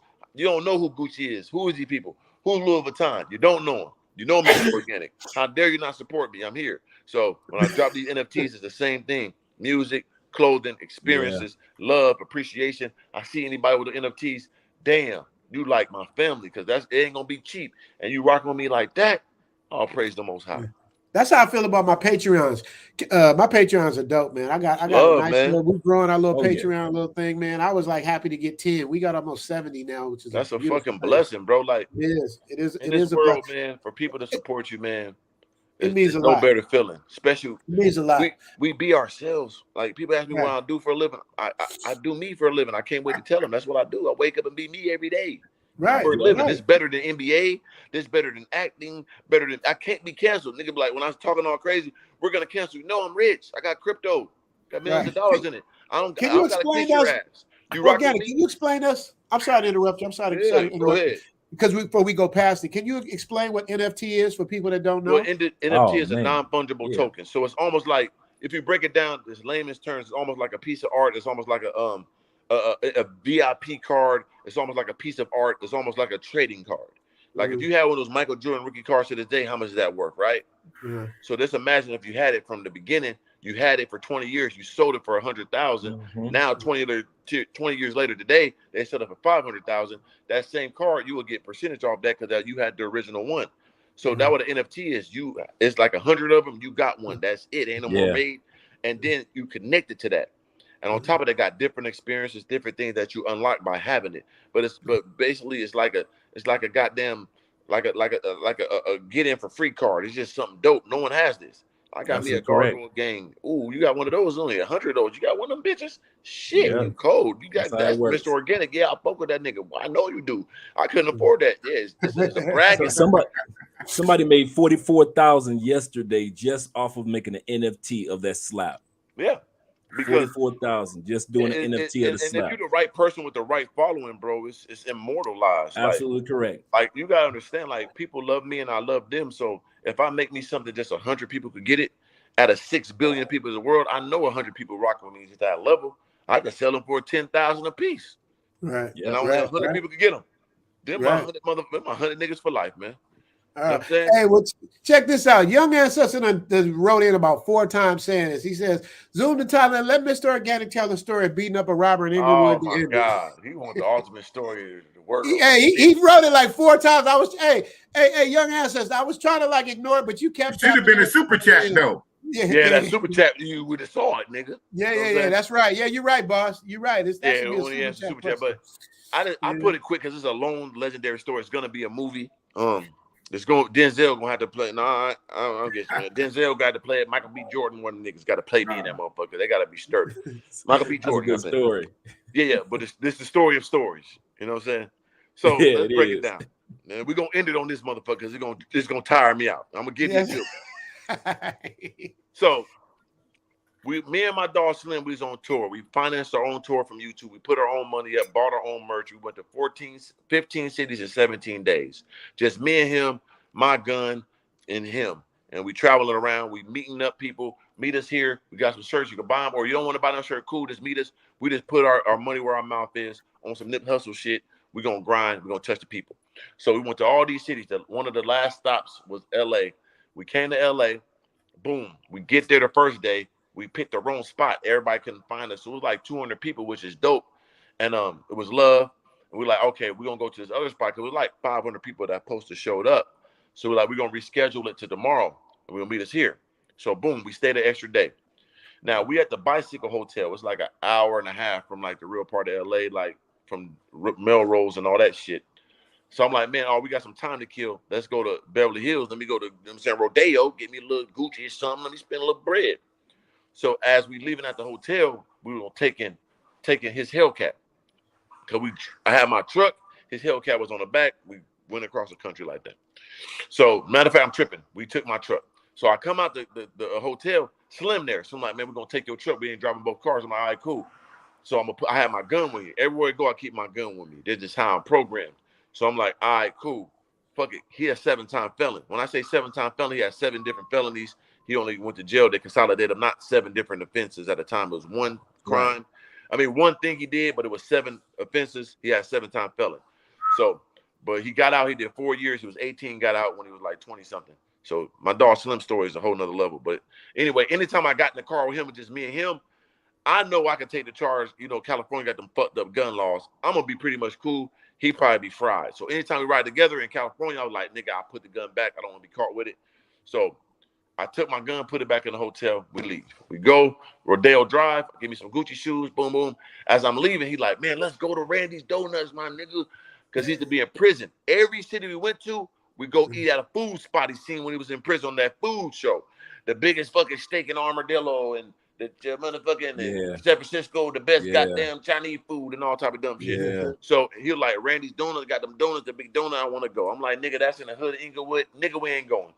We leave Rodeo Drive. He get in the car. I get in the car. He asked me again the second time. Man, come on, bro. Let's go to Randy Donut. No, nigga, that's in Inglewood. I'm not going that shit, my nigga. LA different. I'm not going there. I got my chain on this shit. I had this chain. I had this diamond on this motherfucker. I got stepped it up with a diamond chain on it. But it had a nice little rope, but it's the same as the organic piece. I had a little watch on, nothing. It was like a little Versace watch. It wasn't all this Protect, this 100,000. It had this shit at the time. Little motherfucking Versace watch or something. Still cost $3,000 at the time. That was cool to me. So we get in the car. I'm leaving. Like I told you, it's like an hour to our hotel. I'm sitting in the car. I'm tired. I'm dozing off. He nudged me. Boom. And I wake up. I'm like, nigga, what's up? He's like, we're here. I look up through the sunroof. I see that goddamn donut. I said, swear to God, though. I'm looking at the nigga like, nigga, I'm not going no fucking, what are we doing here, bro?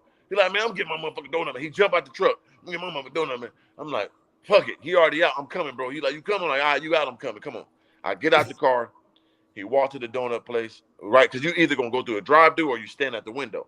So we stand on the window. I'm looking. Wait. Okay, hold on. We talking about the donut on Century or the donut on Manchester at the airport? Okay, yeah. That's right off the 405. Okay. Right off the 405. We on Manchester or something in La Hacienda. Because I looked at the words. I'm saying, nigga, don't just like some gang shit when you read that motherfucker. I swear to God, we on the corner. And I'm looking. I said, read this shit, man. Manchester and La Hacienda. We in Inglewood. I said, don't sound some fucked up shit. While we stand on the court, he looked at me. He was like 3 people behind the line. He looked. He said, hey, man, you might be right, bro. This shit don't feel right. I said, I know. Hurry up, bro. So listen, this is a movie. So he steps up to the counter. He ordered his donut. I'm here. I'm like, God damn it. I like donuts too. Shit, we done came on his way. Fuck it. Let me get me a motherfucking donut. Shit. Right. So he moved out the way. I stepped to the counter. As I stepped to the counter, mind you, you outside. You stand on the corner of the fucking busy street. He's 6'9", 6'10", light skinned, tall nigga. I'm 6'6", chain on, tank top. I look like a basketball player. Easy licks. I order my donut. I look through the glass, and it's a glass like slanted so you can see behind you. So as I'm ordering, I look through the glass. I see a nigga standing behind me with his hoodie on like this.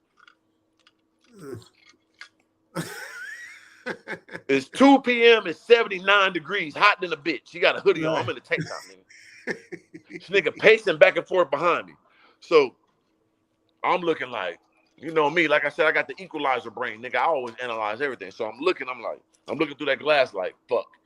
Is this nigga on some game banging shit or he gonna try some shit? So I'm like, all right, this finna go down. So let me go ahead, fuck it. I'm lactose intolerant, but guess what?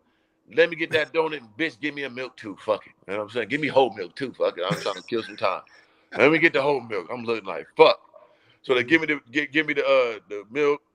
They give me my donut. I step to that left. As soon as I step to the left, is like right there on the side by that parking lot. Our truck is right there. I step to the left. The little nigga walk over to me. What's up, nigga? Where you from? I said, nigga. I looked down. I said, nigga, I'm from here. Slim said, yeah, we from here. As soon as he said that, he dug in his drawers. We all saw, like I always say, I get this reference. So like Batman 1, when the Joker pulled that long rifle out, that motherfucker looked like that bitch about 17 feet. How long that bitch kept coming. I saw the barrel of that motherfucker. I said, oh, shit. He pointed at me, said, nigga, you know what it is. I said, nigga, no, I don't. I took off. Pew! Jesse Owens mixed with Herschel Walker with a dad. What's the bitch name? Jackie Journey Kersey. Where that Jackie? Finger there? Yeah. I was running, moving side to side and shit, neck this way, body this way. I'm zigzagging. My phone fall. I hit the corner. Boom. As I hit the corner, Slim run across the street. As I run around the corner, I'm gone, nigga. And if you know that block, I want y'all to go to that block and see. I went from that block all the way to the 7-Eleven, 2 blocks around the corner. I'm a fast nigga. So as I run over there, I'm like, damn, Slim run across the street. So as I'm Slim is seeing the dude. He see dude walk up, pick my phone up off the ground. You know what I'm saying? Slim got the keys to the car. I ain't got the keys to the car. I'm 2 blocks around the corner. Slim looks at him. Dude walk away, jumps in the car. So Slim run down the street. I'm at the 7-Eleven. So as Slim running down the street, he on the overpass running. He's 6'10" now, light-skinned nigga, green eyes. He running like this. Help me. As he's running, I swear to God, this is no joke. As he's running, a car is driving by, looks at him. A nigga is on his phone looking at Slim's video. He like, tall guy, what the fuck are you doing here? Nigga, help me. They trying to rob me as he running. So he's pulled the car off. He jumps in the car with the dude. Dude got his baby mom. You know, black baby mom, bitch tripping on him. Hey, nigga, we got this nigga in the car. Get the motherfucker out the car. He like, man, take me around the corner. I need some help me safe. So he take him around the corner and drop him off at a Jack in the Box or some shit. So he dropping off at Jack in the Box. I'm over at the 7-Eleven. As I'm at the 7-Eleven, I don't know where Slim is at. I don't know where my keys at. I don't know what the fuck going on. I dropped my damn phone. I can't call this nigga. I'm like, God damn. So I'm standing at the 7-Eleven. I walk out one time. I look, I don't see Slim. I go back in the 7-Eleven. And I was like, damn, where this nigga at? I go out again. I look, I don't see him. Slim is at the Carl's Jr. That's what it is. He get a Uber. He never had an Uber before. This is like 3 years ago before we even had that shit. I mean, it's new. He gets an Uber first time downloading the app. He don't know how to get where he at. He download the Uber. He got an Uber. It's coming to get him. He was like, damn, should I go to the hotel, get 3 of them gun and come back and try to help him? Or should I just go to the Randy's Donut, get the car, and then drive it, Suge Knight a nigga? So he thinking. So as he's waiting for the Uber, I go outside one more time. As I go out for the third time, I go back in the door, and I'm sitting there. I look to my left. It's like a garbage can. It's like at least 200 feet away. This little fucking nigga, the same nigga from Randy's Donut, is coming around that fucking garbage can, coming towards the 7-Eleven. I'm looking at him like, does he see you? Does he see you? Of course he saw me. He seen me coming out the goddamn store. They was right around the corner looking for me. You got to think about it. My phone was unlocked. He got my Instagram. He look at this nigga got some money. I'm going to get this nigga. I ain't letting him go. So he doubled back on me. So as I'm standing at the 7-Eleven, I look, and I see the nigga coming at me. I said, oh, my God. Little piss came out, but I didn't piss all the way. There's a little urine. So as he's coming to the damn door, I looked at the clerk. I said, y'all got a back door? The motherfucker said, no. We're going to get to that later. He said, no. I said, okay. So Slim gets the Uber. The Uber comes as this nigga's coming to the door. Slim is at the Carl's Jr. He gets in the Uber. He sits in the Uber. He's like, yeah, take me to the hotel. As he thinking about the hotel, he looks. He get in the back seat. There's 2 other people in the car and the driver. So you're like, what the fuck is going on? Like, this nigga unprofessional. Little did he know, this nigga got the Uber carpool. So I'm over here looking, the nigga coming to get me. This nigga in the Uber carpool got to drop off 2 motherfuckers before he even get to help me. And this nigga's coming to the door. So by the time he get to the door, Slim over there in a damn carpool, sitting like this. This nigga come to the door. I look, I see him. He look at me in my eyes. He grab the door. I grab the door. So people is on YouTube, Google Mr. Organic Fight Shoots Robber. It comes up, it's documented. So people see the video starts at 7-Eleven. They think I'm stopping the nigga from robbing 7-Eleven. Fuck 7-Eleven. Nigga, I'm saving my life. So he grabbed the door, I grabbed the door. So we like this. So you see the video, he's grabbing the door, I'm grabbing the door. So it's going out like this. I'm grabbing the door. It's like this shit. You know what I'm saying? I'm a strong nigga, but the door only goes so far. It's meant to open up. So I can hold it like this, but it's meant to go out. So as I'm holding the door, I just let it go. Once I let it go, he comes in, he charges me, go right for my chain. He grabbed my chain and broke it. Damn. So when he broke my chain, I grab him by his waist. I pick him up, gargoyle, slam that nigga on his head. Boom! When I slam him, he type wobbly, but he still got a gun on him because I'm not done. I could have been beating him and punching him in his shit or trying to choke him, but I knew to hold his waist the whole time. So as I punch him, I hold him with one hand. I punch him with the other hand so he can't get to his waist. And he got slippery. So as he started slipping through my legs, I grabbed my chain. You can see it on tape. Listen, brother, I'm a different motherfucker. I grabbed my chain, put it in my pocket. As I'm holding him with one hand, he slide underneath me. When he slid underneath me, he grabbed the gun. He picked it up, hit my head, boom, and I dodged it. I thought he was going to shoot me. When he took it out, I'm looking at it like, oh, she about to kill me. I turned my head, he hit my head a little bit, boom. I punch him, crack. When I hit him, the gun fly. I told you I hit hard. I told you the first time I hit hard, the motherfucker, man. I hit him, bang, and he let the gun go. The gun flies in the air. It falls behind us. Now, I don't know how I did this. It's on tape. As he fall that way, I jump backwards, nigga, push off the ground. As I jump backwards, I grab the gun with my right hand. I'm left-handed. I land on my right cheek. I spin as he's running. I switch hands, point the gun at him as he's running. But he looking back at me and I type grabbing something. Once again, brother DA, he looking back like he grabbing his waist, like he got another weapon. I don't know. I'm fearing for my life. So as he's running, I squeeze the trigger twice, and it wouldn't do nothing. So he runs around the corner. He going. I put the gun down. Like, what the fuck? He runs. I'm mad that motherfucker go off. I thought it had me a free kill. I ain't gonna lie. I've been like Gucci Man. Had me a free one. So as he run around the corner, I'm looking at the gun like, what the fuck? And as you Slim dropped everybody off, he finally gets to the goddamn Randy's Donuts because he's like, I ain't going to the hotel. I go to Randy's Donuts. By that time, they didn't call the police. So as I get up, I get the gun. I'm like, what the fuck? It ain't working. I get up, put my chain in my pocket. I mean, make sure it don't fall out. Go inside the store. As I step inside the store, little do people know, the car that he got out of, they was parked right there in the parking lot, watching the whole shit. So as he run off, the two people get out the car with guns. As I'm in the store, the lady like, oh my God, they got guns, they got guns. I'm like, oh shit, get back. Mind you, my head bleeding a little bit. I grabbed me some coffee grounds, just like I told you I used to watch MacGyver as a kid. I put the coffee grounds in my head, stopped the wound. As I got the gun, I'm like, hold on. And I tick-cack-cack. So it wasn't empty. He never chambered the gun. So then I chambered it. Like, ooh, this motherfucker worked. Now we in the game. So as they walking towards the store, I got everybody in the back of the store. I'm like, what's up? I'm going towards the door. As I'm walking towards the door, the policeman walking like this, walking up. One been rushing. I hear no sirens and nothing. Nigga walking slow. So as I'm coming to the door, them two dudes turn around real quick, jump in the car. He come to me. I'm like, boom, I got head bleeding, white beater all ripped. I'm like, hey, nigga, put the gun down, nigga. I could have got killed by them cracking my back. So I put the gun down like, hey, brother, I'm the victim. Take this gun that they shit, brother. I don't know. Them niggas drive off. And as I'm sitting there, they asking me like, okay, who did it? Well, I'm like, I don't know. I'm still a nigga. I used to rob and do shit to a lot of people, brother. I made it out, thank God. So I'm like, I don't even know how to tell on the nigga. So like the nigga, one dude ran off, the two dudes got in the car. They pulled the car because the lady's like, oh, they in that car. So they put him over at Randy's Donuts. Slim just getting to Randy's Donuts. He jumped in the truck trying to go. They stop him like, hey, freeze. They on his day. He like, hey, motherfucker, got to do with it. He like, who are you with? He's like, tall, bald head nigga. He like, okay, yeah, he over at 7-Eleven. So as I'm regrouping and shit, they try to take me over there and see the guys in the car. They pulled him over, but I'm like, man, I'm like, they had nothing to do with it. I let them slide. I should have went to the car like, go get some of them white people, motherfucker. You fucking with niggas. Get your goddamn ass out of it. But I'm like, no, they had nothing to do with it. I let them go. If I saw the other nigga who really put a gun on me, I don't know how I did to him. But they drove off. They let him go.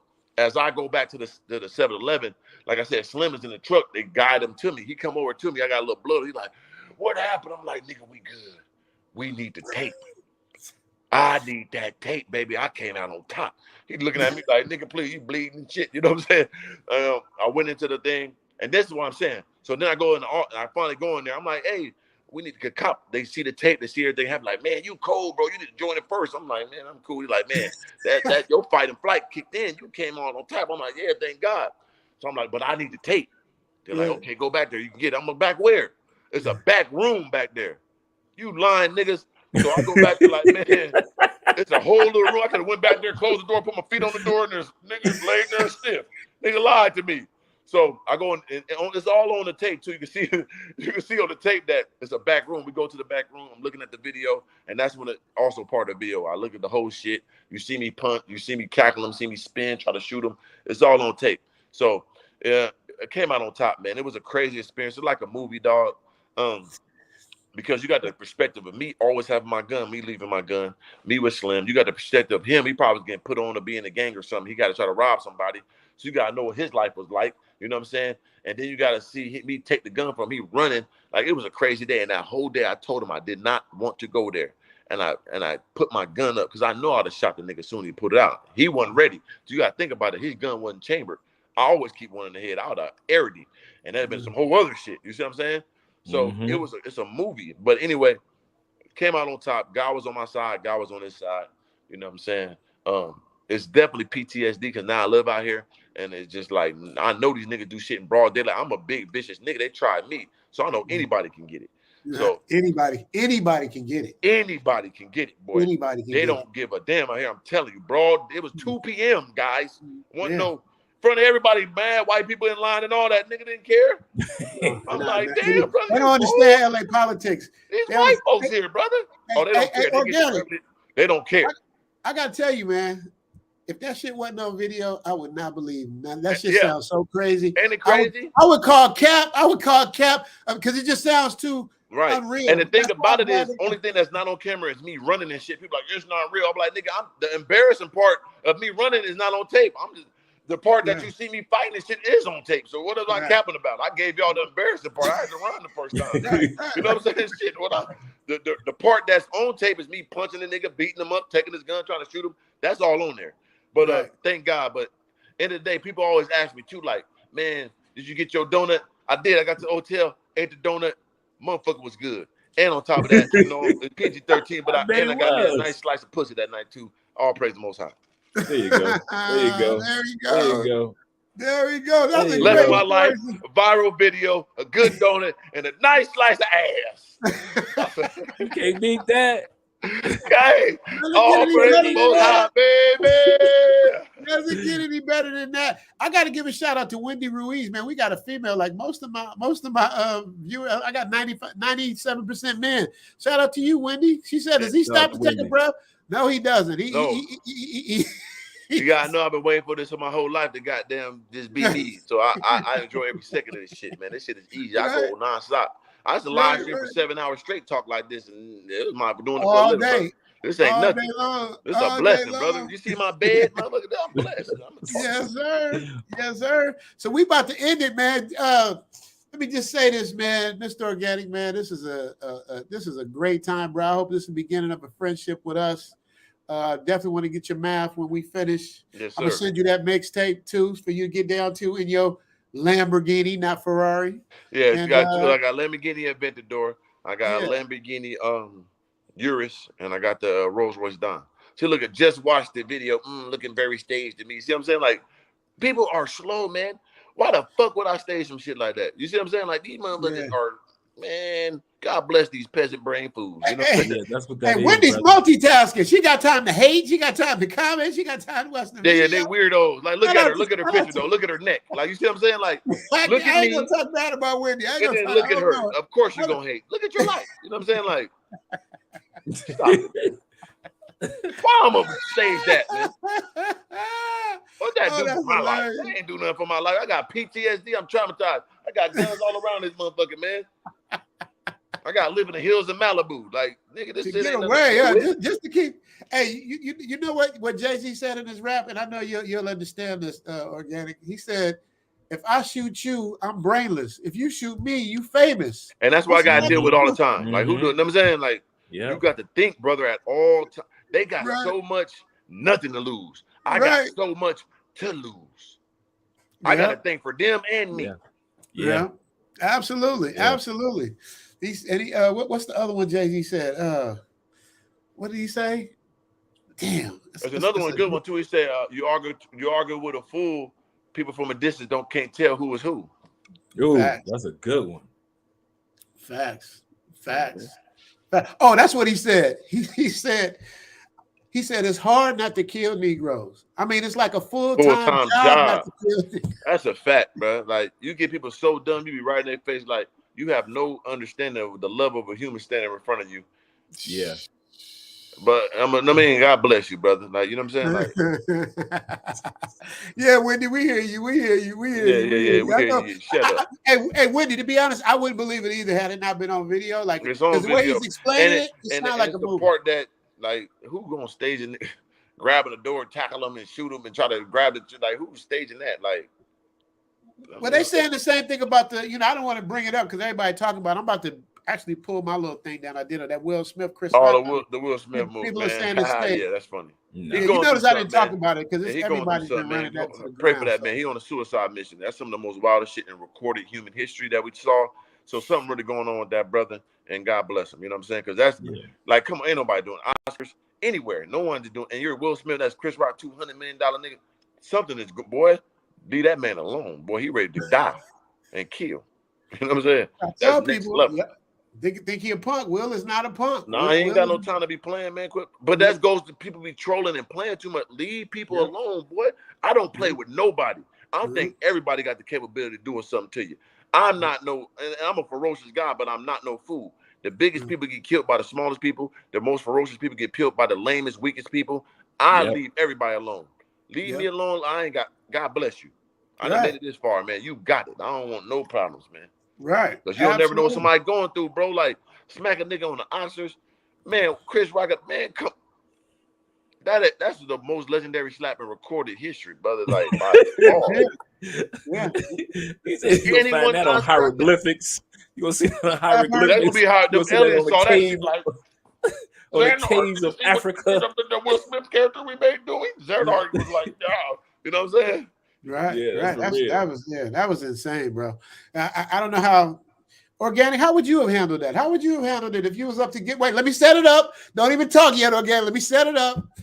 Organic done worked his whole life from the beats, from the streets of Carbondale, Illinois, to San Diego. Organic financed his own movie with his YouTube money. Did it about the real streets.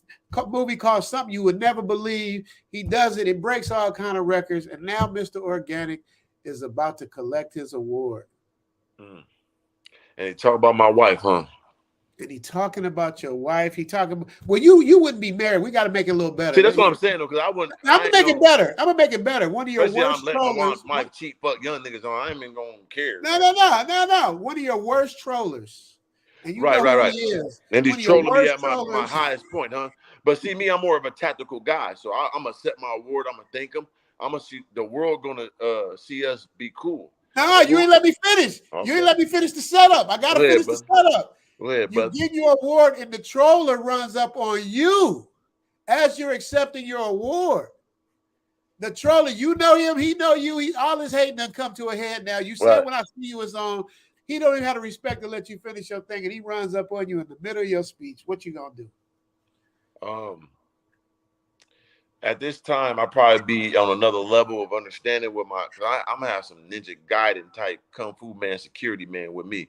And so by the time he get there, I'm gonna get that wink to him, and they gonna probably break his neck. Like, you know what I'm saying? They gonna be well taken care of. So by the time he get to me and he in my face, he definitely ain't gonna touch me. I'm gonna wink that eye, and somebody gonna take care of him. Man, hopefully I had a sniper in that motherfucker to knock his goddamn noodles out. Hopefully, you know what I'm saying? He'll be taking care of his family, both taking care of forever. But hopefully I will have me you know what I'm saying, a Rambo type nigga in the Raptors. You know what I mean? And knock his noodles out. Because I'm not touching nobody. I'm 200 million. I got too many. Sniper seat filler. I'm not touching nobody. Seat filler. But definitely, somebody play with me. They might touch me, but they will be touched worse than I've been touched in their life. But they, you know what I mean? For sure. I'm not touching nobody when I get to big bags, but somebody will be there to take care of that for me. For sure. Right. I'm not engaged in that war. Like I said, if it was me, I would have been cool. Oh, that was funny, brother. Backstage, somebody gonna bend him in half. You know what I'm saying? He won't even see it coming. I'm gonna shake his hand. It's gonna be a cue. Hey, brother, when I get back there, I'm gonna shake his hand. When you grab his fucking neck, you choke him till his eyes pop out. So because we want to be cool. I don't want no soon. You gotta be tactical. Soon I come to, what's up, brother? That was funny joke talking about my wife, boy. Nigga, slam on the damn neck. Goddamn, somebody help him get an ambulance. What happened? You have a seizure. Help him, please. Help him. He all right? That's funny. My friend. I heard you. My neck. Y'all heard me say my friend. Yeah, my buddy. Hey, do y'all see how calculated organic is? Y'all see how calculated organic is? Y'all better leave this man alone, man. He's calculated. I didn't make it this long for no reason, brother. Man. That's right. He's calculated. That's right, man. Speaking of category 1977, Mr. Organic, when you gonna hook Zoom to Thailand up with Fresh and Fit? Oh yeah, you definitely to be on. Oh, you do, because you got a different experience with the women's out there. They'll love that though. Man, let me tell you something, man. It's like, you know, I was rocking with them for a minute, man. I mean, you know, I got to roll. I'm black first. You know what I mean? That thing kind of took me back. But I sent in a super chat, and then I said, y'all need to try. This is before he made the comment, the short dude. And I sent in a super chat. And I said, y'all got to check out Zoom to Thailand. And he was like, oh, man, it's too many something about lady boys or something. And I was like, come on. It is a lot of them out there, but you know what I'm saying? But they got them in L.A. Hell yeah. It's a lot in San Francisco. They got them in Colombia. They got them here. Everywhere. You're right, boy. You got to be careful, boy. Like, you be trying to DM the bitch, you go through it. Got them here in Colombia all day moving fast. And you'll go through, you be like, oh, my nigga, what the fuck did I just do? Please, God, don't goddamn. I did that a few times in my life. Everybody done did it. We know it. You be like, hold on. God damn it. You know what I'm saying? You got to be careful. I see it coming a mile away. Because I don't drink either like that. So I know it's human flesh, but you know, you be on Instagram moving quick. When back in the day, I used to be thirsty, but I used to be going in on bitches shit. You be like, nigga, what the fuck did I just? You gotta be careful, man. In this world, for real nigga shit, man. But yeah, then my guys and that black stuff.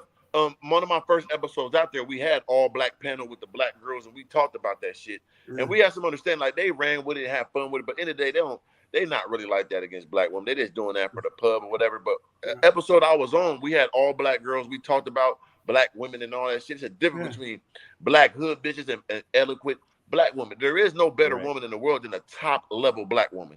But you said that. Then I said that. Yeah, you like said the bottom that, dweller ones, like I told them, it's this real nigga shit, and y'all all gonna agree with me. I'm gonna fuck me a bottom barrel white bitch than a bottom barrel black bitch. This is how it goes. We're gonna take that one quicker, like you know what I'm saying? This one, hood rat, I'm cool. I'll take the little trailer park. I'll knock that down. Organic, you said it way funnier. Y'all please find that episode. Organic got on the gold shirt and the gold hat. I went crazy. Yeah, I went crazy. I told her to go. You know what you said? You said, what? You want me to knock down your daughter, your sister, your wife? Oh, yeah, that's real, though. Yeah. Because I made a thing like, they were like, oh, you only date white girls. This is why I lived in Minnesota, bro, when it's 3% black girls. All the fine ones, I fucked them already. The rest of them, the cold ones, going to be white. Now, on top of that, I am a nigga that's out here just having sex. I am not finna be with you. I'm a single guy. And I'm a good maneuverer and talker. I'm a finesser. So you want me to fuck your sister? Why are you so concerned of me fucking black bitch? Don't you want to hold them in high regards? I'm not. I'm fucking everybody. So like, why are you so concerned? You want me to do that to your mom, your sister? Let me do that to this. And when I'm ready to settle down, I circle back and get me a black woman like I did. I told them I was going to do that, and my girl was black, and I did that when I calmed down. You didn't want me to have them then. I'm just going to fuck them and send them on their way. Leave them heartbroken and probably get in them pockets. So why you should want me to go over there? Like, stupid motherfucker, man. Yeah, that is true. I did say that. That's when I fell in love with your interview style. Because the way that was real. That was some cold shit. Because it's real. You know what I'm saying? Like, I bullshit you not. I can show you on my phone. I was literally writing down the shit you were saying, like the quotes. I was writing down the shit you were saying. You was hitting it so hard. I was like, and it was off the top. Oh, because I lived it. I lived this shit. Like all that shit about like when girls be like, okay, I'm gonna come over, but we're not doing nothing. Nigga, you know goddamn well what I want to do. You know what we're gonna do, but I can't say, yeah, you come over, baby, I'm gonna eat that pussy. You gotta be like, nah, we're just gonna watch a little Netflix and I got some milkshakes made for us. So you get in here, that dick coming out, baby. And that's my whole objective. If it don't happen, cool. But my objective for sure what I want to do. But I can't tell you. They want us to lie to them. No, I don't want to do that. Why would you think that? I just want to have a friendly conversation in person. Like, you just got to play the game. They don't want reality, man. These are Mr. Organic quotes. These are Mr. Organic quotes I wrote down while he was giving up game. Organic said, when God is working, the devil is working. You remember saying that? Yeah, that's true. You said, what comes with good shit comes the bullshit. That's another thing you said. Man, that's true, bro. Never give up and never give a fuck. You can't be caring what people think, man, and don't give up. That's what they want you to do, and they caring so much, they ain't gonna do nothing to help you. So why you give a fuck about their thoughts?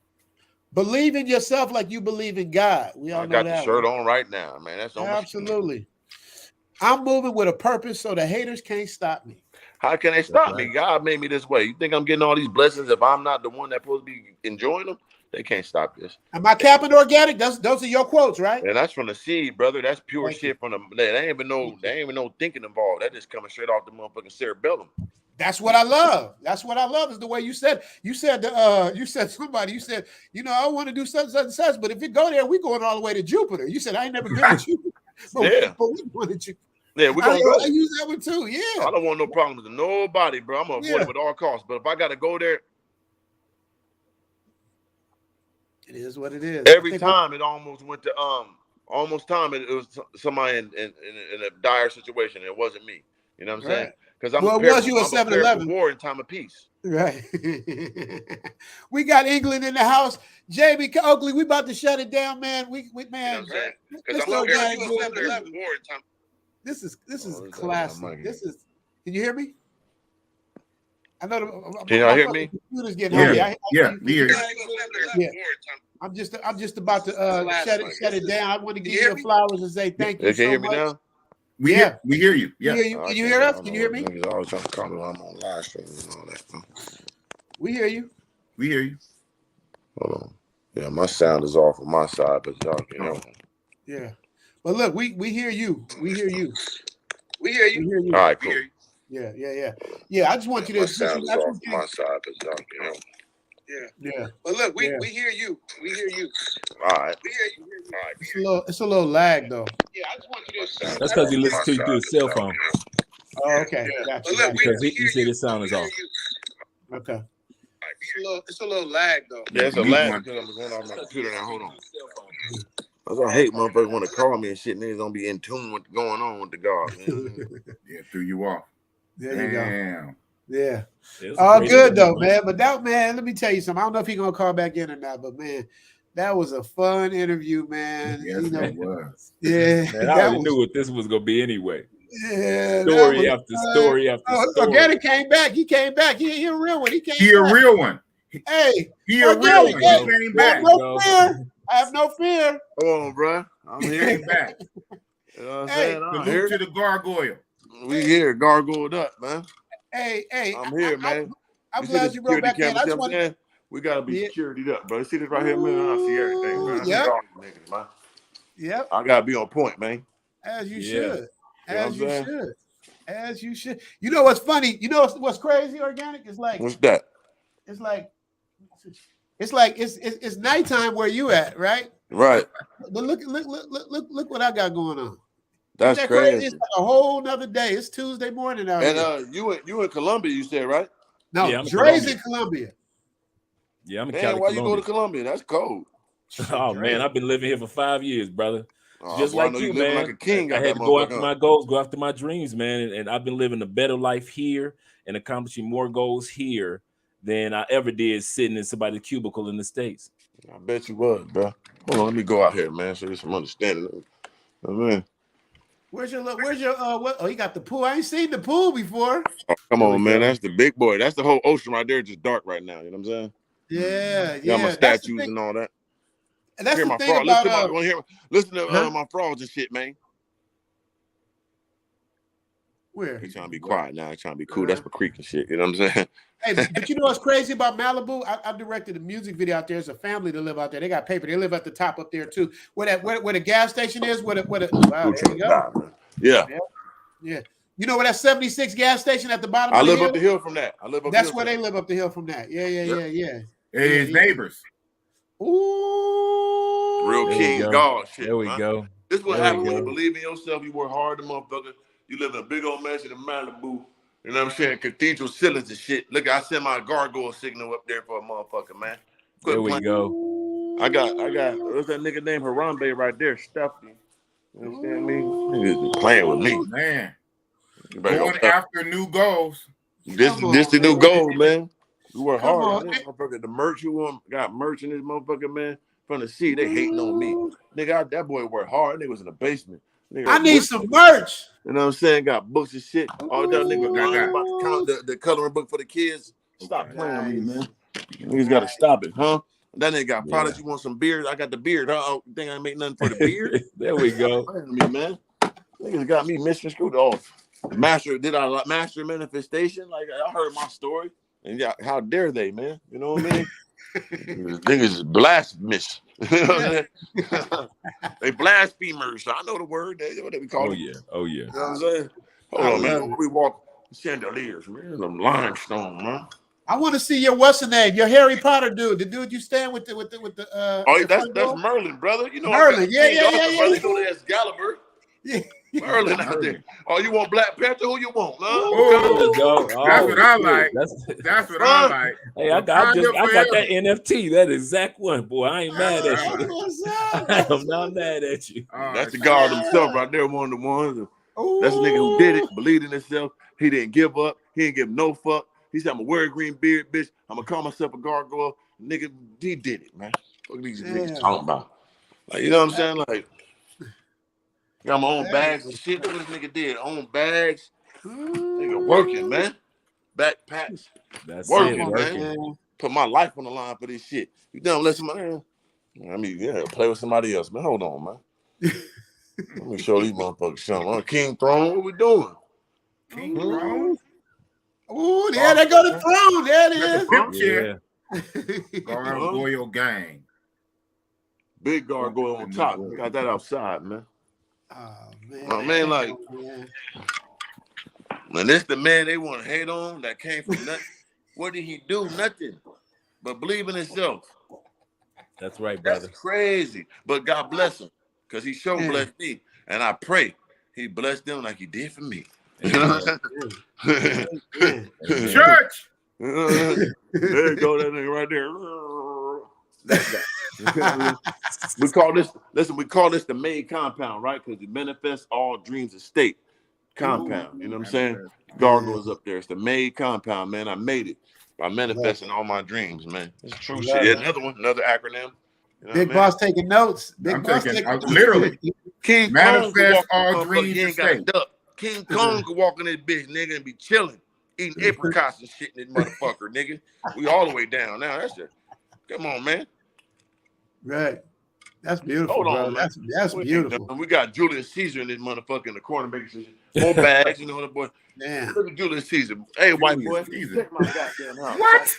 Oh my goodness, the Roman Legion? We got the Roman Legion up in there. He smacked Julius Caesar. Boy,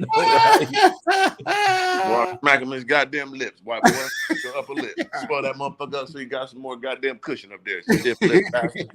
You know what I'm saying? Organic gonna have Boss upload more videos, man. I'm motivated. But listen, brother, because that's what you in the beginning. The key to that shit is you want to be consistent. You want to drop a video every day. It's gonna be hard, day? But every day. I'm telling you, you want to be on YouTube. You want a good check. You gotta drop every day, brother. That's how you do it. That's how you boost up your algorithm. But you're gonna build that consistency on yourself. You gotta do it because everybody want to do YouTube now, brother. If you don't stay in the algorithm, stay on. You got to go in there, brother. I don't give a fuck. You sit in the house, do something. Vlog every day. That's what we were doing. Go count how many videos I got on my shit, and I gotta have more than that. Nigga, boy, hey, shit. I know, man. I know what you're talking about. So. Yeah, Dre got his plaque. Yeah, we still JV. Dre got his plaque. You got your YouTube plaque? Organic? Oh yeah, he way got past that. Look at way past. You can't get no white like this without no plaque, baby. Come on, man. You got that in the basement. You forgot about it, brother. You know what I'm saying? This is a compound, man. Security compound. See that right there? Bulletproof truck compound. This motherfucker. Urus, Aventador, Dawn, Lions, right? That motherfucker, man. The organic tree of greatness, man. It is. Where Merlin at? Where Merlin at? Oh, Merlin, right? You see him with the turn red at night. Oh, that's your other. Okay, I'm sorry. You came out your other door. I didn't know you had another door, brother. The other door, man. I got numerous on. Come on, man. You said keep up, huh? Organic TV cribs. We gonna call it organic. You know what I'm saying? TV cribs. And listen, though, like I said, I got a chicken on that, but hey, man, everybody, it ain't no freeloading in life. Everybody. So until, hey, brother. You understand? Absolutely correct. You gotta bring me a head or something. You gotta bring me some land or something. That's right. Then I could be eating at my own table. Oh, shit. I'm the one, nigga. I just would. Gremlin, nigga made super gremlin. Ben had a gremlin in the crib. Damn. Jury look different when them lights on. My bad. The white light and big jury. You know what I'm saying? Lucky leprechaun. That's the leprechaun. You know what I'm saying? You know, I like that green, man. You know, represent my neighborhood. Sir. But come on, bro. There Merlin. There he is. You know what I'm saying? Magic touch. There he is. Yeah. Organic is organic with everything he's saying. Go, Zena. Y'all call it what y'all want Zena, to. get your ass in here. What kind of dog? Well, I think the sound messing up again. Dumbass sound. There you go. We hear you fine. All right, there we go. So yeah, man. Baby God, I see you. Yep. Man, that shit is fly as shit. So it ain't no TV crib shit. This is organic TV crib. This is organic, real. Man. Real. Look at this motherfucker. I don't want to be in that motherfucker. This that Greek and motherfucker big furniture, man. Persian furniture. God, shit. Persian God. Xerxes. I told you, nigga be like a Leonidas. I like Xerxes. That nigga had a million niggas with him. He won. He did. Niggas, why y'all? That's what I'm saying. Niggas all be rocking with the run. Niggas like Tony Montana. Me, I like Sosa. I got Sosa tattooed on my yellow. Y'all be liking the wrong motherfuckers, man. Xerxes had the million niggas with him, all the gold. He killed that nigga easily. Oh, y'all liking it because he fought. Oh, he was dumb. That wasn't That's like Rocky. It's like Rocky, though. You know, they switch it around. The white dude loses to the black dude, but he's a hero because he made it to the end. Made it to the end. You know what I'm saying? That's not. Shout out to Leonidas, though. Shout out to Leonidas, but really, he sent the niggas to their death. It was mighty stupid, brother. Damn. But that they signed up for that though. Right. But I'm gonna tell you, the conqueror I love, and he's the greatest of all time. Had the most everything. They say Musa was the richest. It's toss up. Musa was. Well, it's a toss up though, because you couldn't forget this guy right here, Genghis Khan. Oh, Genghis Khan. Genghis Khan. Yeah, come on now. They say he populated hella people. Yeah, Genghis Khan got the highest lineage. Yeah, come on now. One out of 10 people still got his DNA in him. You know what I mean? He conquered all the lands and impregnated all the women, killed all the people, crops, all that dogs. He was different. So like Musa may have gold, but Genghis Khan had all the land and all the shit with it. So it's like he did. It's them two that had the most. And he died of old age. He was sealed all the way through, but all the pussy. Right. Had all the gold, fed all his people, brought all the Mongols together, took over kicked all the ass. he had on the earth until he died. And kicked ass. All the asses. It was so that's what I'm saying. The strategic mind I got. Genghis said, never fight a war that you can't win. If you got me, you got me. I'm not like the nigga with the gun. I'm gonna fight the gun. No, I'm running. But what happened when I regrouped? Nigga, now I'm ready. Now you got it. Caught. Leonidas, I'm gonna die. Come kill me. No, you got it, brother. I'm gonna fight to fight another day. That's the most biggest conqueror of all time. The same material his armor was used in his wars was used to make the Teflon bulletproof vest to this day. Was the same, like the way they layered it. Wow. His same like army like strategies, they use that in war now. He have two wings coming from the side, and then you think you got him there, flank out, lead this part open. Oh, we got him. Y'all gonna chase them down, and they got a whole other army in the back where y'all dumbasses running after the small army. They got two of them coming from the side to get your dumbass cold. They still do that to this day. Yep, the art of war, Sun Tzu. That's right. That Genghis, Come on, man. So that's what I'm saying. That's the people I study. Niggas want to study Nino Brown. That's cool. I studied Genghis Khan, Mussolini. I studied them niggas, man. Absolutely. Yeah. Chandeliers, man. Organic, Mr. Organic. We were to call you Mr. Organic. Never fear, Mr. Organic is here. Hold on, man. My car here? Oh, it's downstairs. Hold on, my elevator. Oh, wow. Are you stunting? Are you stunting? I'm just living. You know, the black niggas should never live like this, man. You know what I'm saying? Yeah. They never let this happen, man. Yeah, that's crazy. And it's quiet in Malibu. Hey, ain't no sound. Yeah. I'm going upstairs, man. Always quiet in Malibu. Now where we going? We're just going back upstairs, man. Hey, Organic, let me tell you something. What you don't understand, you doing that in LA, in California. Can you imagine what you would do out here in Thailand? I'll be Genghis Khan. He'll take over. Oh my God. This in Thailand is crazy. I'll be Genghis Khan in Thailand. He'll populate the whole country, make a whole motherfucking organic island out there. Shit, me. Big Boss be one of your generals. Right. Oh, for sure. I'll populate that whole motherfucking that whole little town, man. Definitely have an organic city. Organic, I'm gonna tell you, you gotta hit Brazil though. You'll love Brazil. I heard about Brazil, brother. Oh yeah. Yeah, you'll love Brazil. We'll be there in a couple of weeks. So, real boy. Yeah. Brazil is like, it's black girl bodies with Thailand attitudes. Brother, I know, and they love niggas. They love hip hop culture.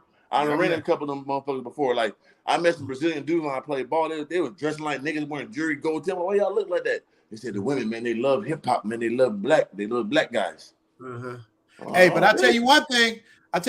Don't go out there with all that shit on you got there in Brazil. I'll be dead. No. Yeah, you don't. DR too, like a DR nigga. I had nothing on. Yeah, you don't need it. That's the beautiful thing. You don't need none of that. Don't need that. That's too much. Yeah, here I tell you, man, shorts and tank tops is the dress code. It's too much. You don't need all that. Yeah, they gonna kill you, and they should. It's third world country. Why are you complaining like that? Yeah, it ain't worth it. Tub Where you that. at, you good. That's so true. Scarface so tub with the windows. You get butt naked and stand up in the windows and say, "I have no fear." Yeah, I wish it was the daytime because it's the full ocean back there. It opened up like you see it on the blogs and shit. Right. Opened up, full ocean, like. Yeah, it's beautiful. It's and organic. Tell them the truth. How peaceful is that feeling? You can't get no more peace, bro. Like I say, every day I wake up, every time I just be in this motherfucker, I like being by myself. So I'll be sitting here. I'm telling you, like, I'm living within a dream, in a dream. So, you know, like, if you in a dream, you be like, damn, am I dreaming? That's how I feel all the time. Like, is this real? Because, damn, I'm winning in this motherfucker. I know that. It got to be a dream. No, it's real. Then I go outside, I'll be like, no way. What the fuck? Yeah. Huh? Yeah. And then it keep happening every day, like. Yeah. And then I get crazy partnerships and deals and people know me and want to do stuff with me. I'm like, this shit really happened. Like, right. Hey, Fresh and Fit dropped the bag on you to come out there, didn't they? Hey, brother. Shout out to my guy, Fresh and Fit, man. They're my brother. I heard they dropped the bag. But they can afford it, huh? I'm a businessman first and foremost. You know what I'm saying? I come from nothing. Absolutely. I know. Honestly, my presence is, you know what I'm saying? Like what I bring to the table. And then it's genuine. Like, you know what I mean? And I always work with people that need to be worked with, but you know I'm worth a lot with my personality and the presence I bring. And like even this conversation 5 years from now, this shit gonna be timeless. They're gonna go back and look at this interview like, man, this nigga was going crazy. And I know what I bring. And like I know too, for 5 years now, I'm gonna be so much more bigger. They don't remember like, damn, he was on that platform. It's going down the history. I'm looking to the future. I know what I am. I know where I'm going. So yeah, you just gotta know that. You know what I'm saying? It ain't what you're worth, it's always what you negotiate. But always move accordingly, move with some integrity. You know what I'm saying? Always move with integrity, man. So that's what I'll do. Absolutely. And that was what I was worried about. You know, I was worried like, man, is he gonna come through? Man, you came through it more and with flashing colors, man. I appreciate it. Anybody wants to do business with this man, he's a straight businessman. He does what he say, he keeps his word, he does his thing. Thank you. You know, it's like people be weird, bro. Like in this day and age, to keep it real with you, like a motherfucker could do what we doing on this thing right now. And this is how it happens. It happens all the time. Like we could be cool talking and doing all this. And then I get off the phone, I get off the Zoom with you, and then 2 weeks later, you be like, man, Mr. Organic, he was a fraud. He did this and that, took this from me, he made it. People do that shit all the time. You be like, nigga, I was out my way cool with you, nigga. It was a problem. Happens a few times. I be like, man, this world is crazy, bro. It's crazy. And that's the beautiful thing about it, because you got there's no cap. We got it all here. You did everything you said you was gonna do, man. And I really more. And more. We going exactly because you're the first. Hey, Organic, you're the first person I interviewed I didn't know or didn't have a plug. Like Big Boss has been my plug to some of the people. I met Dre. He plugged me with Ace Live, and it's like, you know, I've had people like that, but never somebody I just blind. Zena, get there. Came through. Go. I appreciate that again. I got to give a quick shout out to my boy T. Bought Me Fuki. Now let me tell you about this dude, man. He's like my little brother. We grew up in church together, literally. His brother works with Lil Wayne. I can't really give him no names because my dude is doing life right now. And it just amazes me how he's doing life right now and he's able to communicate right now. That's how my brother is. He's been locked up for 15 years. He called me all the time on the FaceTime. I'm like, nigga, he's one of them ones, though. He ain't, he's one of them guys, but yeah. Yeah. It's amazing, though, man. Can y'all give him a shout out, please, man? That's my brother. What's his name? He a real one. He bought me Fuki. That's what he uses that name. He don't use real Champagne. Hold your head, brother. Shout out.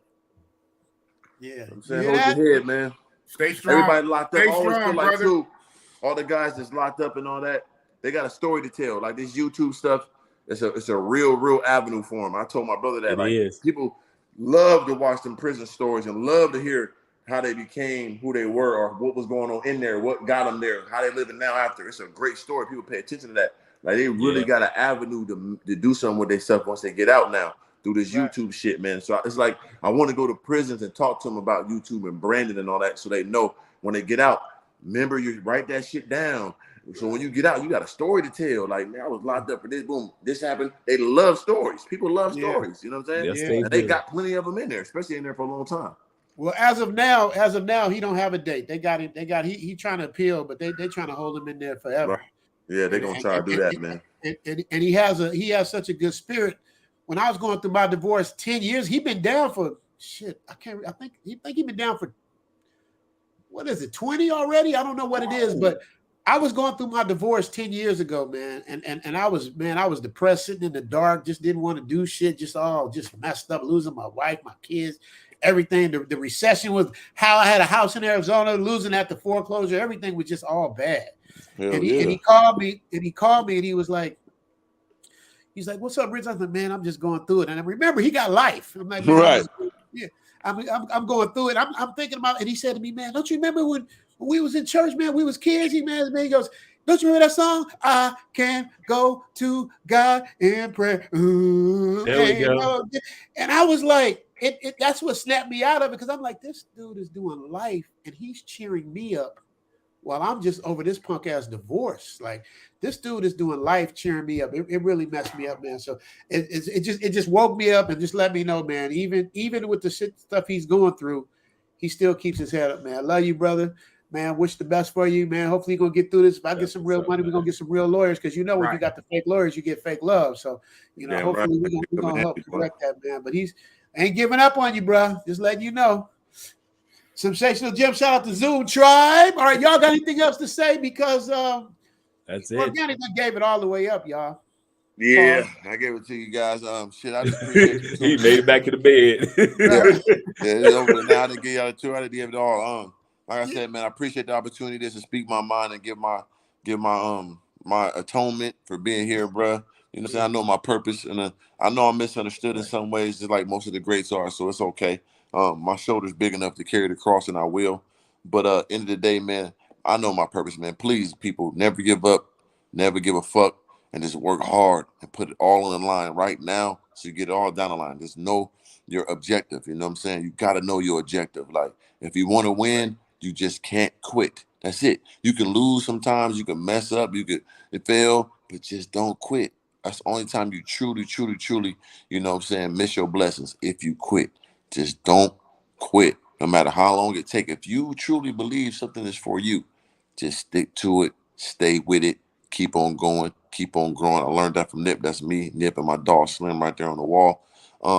Yeah, it's a marathon for sure, but I go with, it's different seasons. It's SRTF, man. Plant a seed today, you won't get the fruit tomorrow. You got to watch those roots grow. You got to make sure that tree is taken care of and enjoy your fruit at the same time. Pay attention who was there with you from the seed. Everybody wants the fruit, but who's here to harvest those crops? Who was to make sure the locust wasn't there? Who's irrigating them seeds? Who's got those roots growing, making sure them goddamn coyotes ain't plucking the trees and all that shit? Yeah, everybody want to grab the fruit, but nigga, was you there when the seed? Don't come around this motherfucker. It's okay. God bless you, but you can't eat this, brother. But the people that was there, we shall enjoy in abundance. Well, why? Because if they there from the seed and they watch you get to the fruit, guess what they can do? They can grow some fruit too. They can start from the seed and do their own shit. You just got to get all eat mine, motherfucker. I tricked you. I taught you how to do your own. Now get over there and make some own. I might want some of yours. You get some of mine. We get somebody else. We keep on growing. It's a cycle of organicness. Because once I eat the fruit, guess what? The seeds go back in the ground. We keep going and going and going again and again and again. It never stops. The organic seeds of greatness, the organic life cycle, man. That's what it's all about, man. Keep it pure. That's what's up. There it is. There it is. And with that, I'm going to bid y'all a good night. Thank y'all for everything y'all did. Shout out to Organic, man. Y'all, man, if y'all didn't miss this episode, man, this dude is really, really from the seed. Thank you, man. I appreciate you guys, man. Keep it organic from the seed, man. Keep being y'all and just enjoy life, man. Live like your ass died yesterday and you woke up and you couldn't believe you're alive. Live like that. That's how I do it. That's like, right. I'm alive. That's right. I'm up again. I thought I was gone. Yep. I'm at it every day. You know what I'm and saying? speaking of gone, we gone. All right. Theme music. Zoom to Thailand, hope you coming too. Richie Mack, travel OG with celebrity interviews. Get your passport, let's go. This is what you need for show. Brothers in Thailand and bikini babes at the beach. If you need more, he got it popping. Caddy of the day, we golfing. Really ain't a better option. Time to travel, like, subscribe, and leave a comment. Let's connect. Richie Mack, yeah, we steady vibing. Take a journey, let's get moving, cause we zooming right to Thailand. Hey, Richie Mack, travel OG, let's go. Oh yeah, in the broadcast.